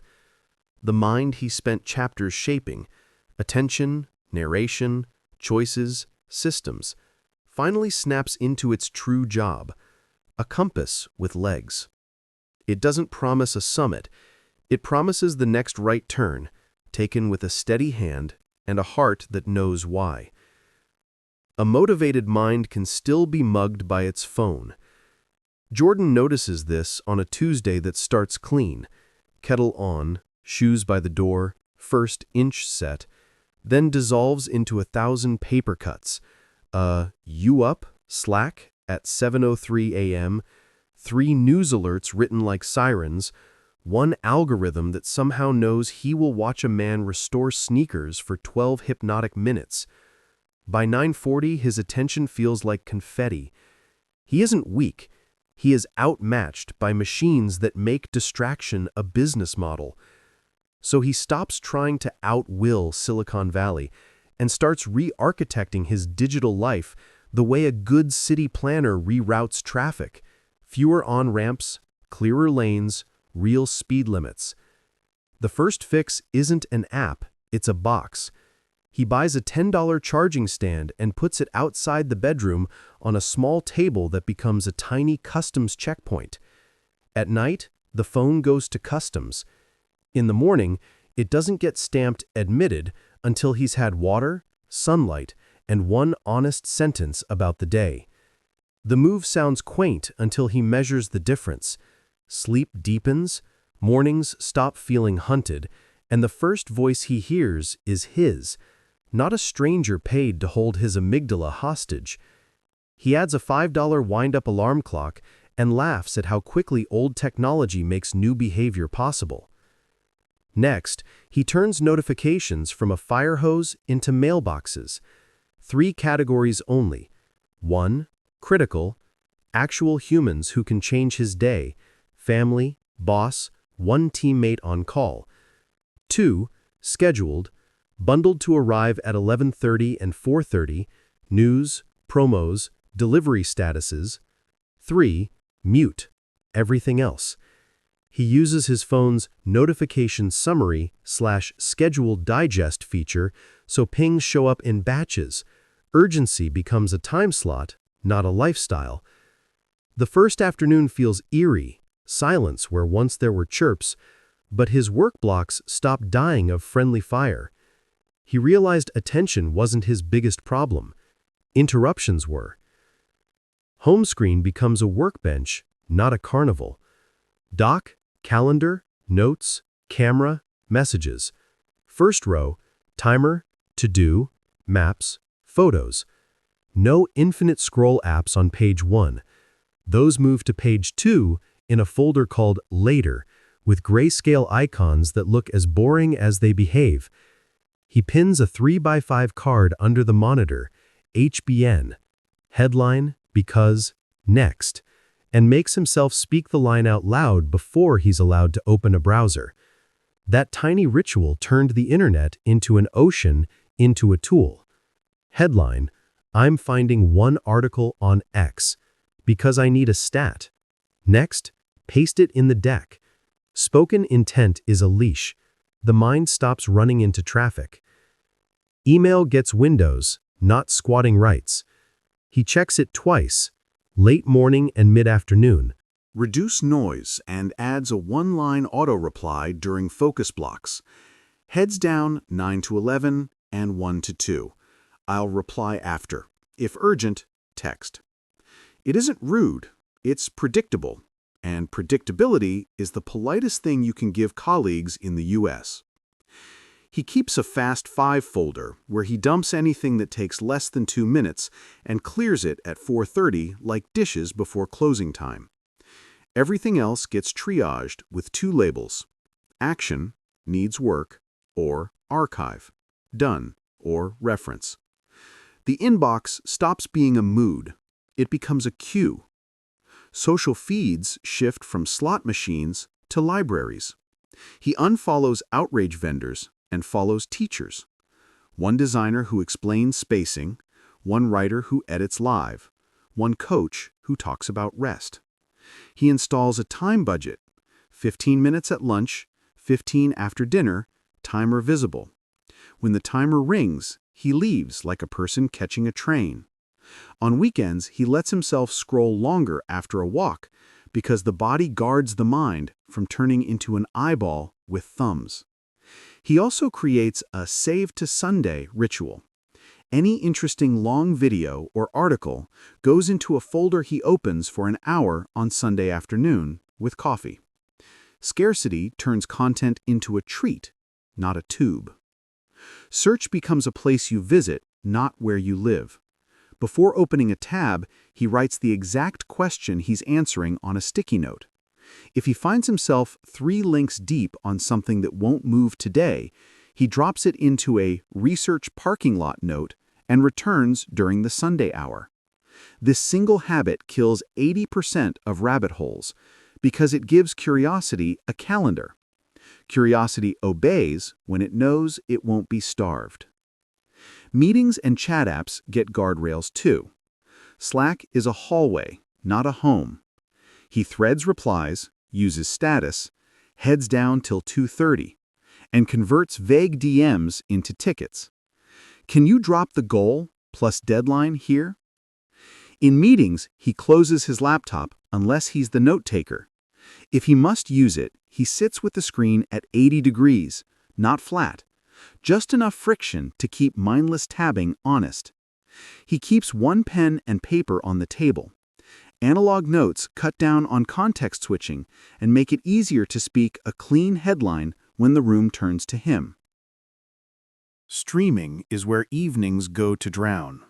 So he installs a two-switch rule, a sand hourglass next to the remote, and a credits queue line. When the sand runs out, the next credits roll is his exit. No cliffhanger bargaining. Twice a week, he swaps one episode for a walk call, 10 minutes with someone who steadies him. He discovers he doesn't need less entertainment, he needs more recovery. Recovery returns energy to mornings. Entertainment rarely does. On travel weeks, the phone tries to retake the castle. His rain plan is ridiculously small. Notifications back to digest, home screen kept clean, one focus block protected with hotel Wi-Fi off, and a single rule for airports: read or walk. If he slips, he doesn't perform a digital confession. He uses his restart line. Back now, one sentence and done, whispers his headline, and opens the right tab. He also reframes the whole tech conversation from guilt to governance. Tools aren't evil, unmanaged tools are. So he writes a short digital constitution he reads on the first of each month. Sovereignty. My attention serves my values and projects. Apps are guests, not rulers. Borders. Notifications batch. The bedroom and mornings are demilitarized zones. Commerce. I pay with money where possible, to avoid paying with attention where harmful. Transparency. Devices sleep outside the bedroom. My calendar shows focus blocks. Amendments. If a rule feels heavy for 2 weeks, I edit one clause, not the whole charter. He posts it on the fridge next to the little wall of receipts, the "this helped" screenshots, and the chart a teammate reused. The Constitution isn't a flex, it's a mirror. On months when the mirror shows fingerprints, he wipes it, not his identity. The most surprising win comes from grayscale mode. He flips the phone's color off during work hours. Icons look sleepy. Thumbnails lose their candy shell. The slot machine becomes a calculator. He can still use anything, he just wants to less. Behavior changes when the default dopamine drops by 10%.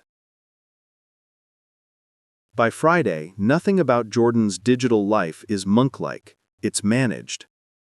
The deli downstairs still smells like bread, the world still shouts, algorithms still want his pulse. But his tools now live in a city with laws. Mornings belong to one sentence before screens. Notifications arrive in groups, like postal mail.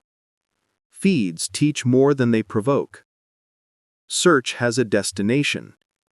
Evenings end on purpose, and because his attention is no longer rented by the minute, his mind feels like a house with doors that lock and windows that open. That's the quiet thesis of this chapter. Your mind is everything, so treat your tech like furniture, not weather. Put it where it helps you stand up straighter. Bolt it down where it wobbles. Throw out the chair that hurts your back. Keep the lamp that lets you read what matters. Then sit in the room you built and notice how much voice, time, and gentleness return when your thumbs stop deciding who you are. Private strength becomes public change the moment you ship, not when you feel ready, but when you feel responsible. Jordan proves this on a cool Thursday in Columbus when he posts a 2-minute walkthrough of a small template he built. Headline: Because, Next. 3 lines any team can paste into an email, a deck, or a meeting note. It isn't fancy, it is useful. He adds a single sentence above the video. Steal this to make your updates shorter and clearer, and hits publish. The nervous flutter arrives like an old friend. He lets it sit beside him without driving. By lunch, 3 coworkers have reused the template. One manager forwards it with, "This just cut 5 minutes from our stand-ups." Nothing viral, nothing cinematic, just proof that shared beats perfect. Leadership in American rooms is often a tone, not a title. Jordan practices steady talk in meetings that wander. He waits for breath, leans slightly forward, and lands a calm flag. Quick version. Main point, 2 reasons, next step. He doesn't audition, he organizes. When disagreement surfaces, he uses the alignment sandwich that keeps teams human. I like the direction. One concern, load time. If we compress images first, I'm in. People relax because he gives them rails. Rails save time. Time is the currency every US room respects. That's why the quiet speakers with clean sentences keep getting invited back. He also adopts a public cadence that doesn't burn. 1 useful share each week, a checklist, a case note, a tiny script. 1 office hour on Friday, where he answers a question in 90 seconds for anyone who asks. 1 receipt he posts internally, a before-after showing how a small process shaved 10 minutes from a task. This rhythm turns generosity into infrastructure. He is not chasing followers. He is lowering friction for people like him. The side effect is reputation. Folks begin to associate his name with clarity and finish lines. That reputation arrives quietly and pays loudly. Service keeps him honest. Once a week, he helps someone without keeping score. A junior teammate gets a quick review of their deck. A neighbor receives a printed cheat sheet for a city permit form. A student at a meetup hears the sentence that would have saved him a year. Ship ugly, fix publicly. Service isn't saintly, it's stabilizing. When your hands are busy making someone else's day easier, your mind forgets its favorite bad habits: comparison, catastrophizing, and self-audits at 2 a.m. Public courage also means owning repairs. When Jordan ships something with a miss, he replies before anyone hunts him. "You're right, date was off. Corrected version attached. Patch note, I'll confirm dates before sending." Ownership ends email threads that otherwise die of drama. Rooms remember the person who closes loops more than the person who never errs. In American work, trust equals speed of repair. Finally, he writes a 1-paragraph manifesto he can read in under a minute before any talk, post, or pitch. "I'm here to make one hard thing simpler. I will speak briefly, clearly, and with next steps. If I wobble, I'll say, 'Let me say that more simply,' and keep going. Someone in this room needs the shortest version. I'm here for them." He doesn't aim for applause, he aims for usefulness. The applause shows up anyway, disguised as fewer meetings, cleaner handoffs, and invitations that sound like, "Could you run that part?" Morning isn't a mood, it's a setup. Before the phone, Jordan drinks water, gets 10 minutes of light, and speaks 1 sentence about the day. Main point: finish the draft by noon because the team needs the numbers. Next, block 9 to 10:30. He writes the first line before coffee, so momentum has a place to land. If anxiety sneaks in, he runs name, breathe, aim, act. Nervous, 2 long exhales. This surge is for the first paragraph. Then he types. He does not consult motivation, he consults the clock and the plan. Midday is budget hour. Time, energy, attention. He spends deep work where energy is rich and saves admin for when his brain wants guardrails. He uses micro-recovery between blocks. A walk to the window, water, 1 shoulder roll, 1 sentence to re-enter. Where I left off was, distractions still knock. He lets them. He writes them on a scrap labeled after, so his mind trusts it won't forget. He keeps his tech in a city with laws. Notifications batch at 11:30 and 4:30, social lives in two 15-minute boxes, and search answers a written question or it waits in the Sunday folder. Afternoon is about continuity, not heroics. If the system slips, he falls to minimum dose counts. 5 minutes on the draft, 1 honest email, 2 minutes of stretch, a $5 transfer to savings.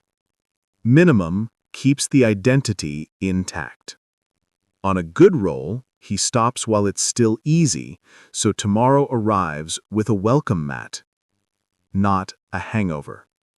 He measures inputs he controls, blocks finished, water, sleep start, and lets outcomes lag like they always do. Data beats mood. Evening is closing time. He asks 3 questions on 1 index card. What moved? Name the inch. What jammed? Skill, setup, or timing. What's my first inch tomorrow? Write it where eyes land at 7 a.m. Then he shuts lights, sets the phone on customs outside the bedroom, reads a page of a real book, and says the 4-word lullaby. We're safe. Lights out.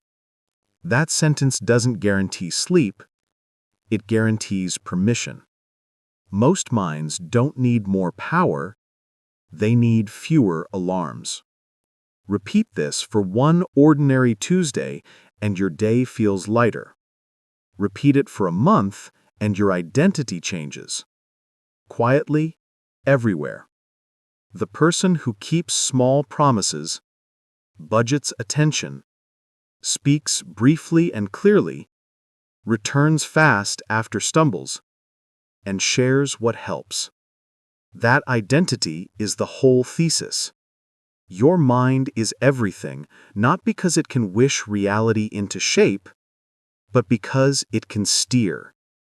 Attention into action. Action into evidence.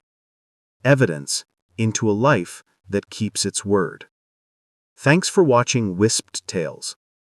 If this story, Your Mind is Everything, a motivational lesson, made your day steadier or your next hour clearer, please like, subscribe, and share it with someone who needs a small win today. Drop a comment with 1 tiny policy you're adopting this week. Minimum dose counts, headline, because, next, or your own. Next time, we'll bring another deep, practical story you can use the same day you hear it. Until then, ship small, return fast, and be useful.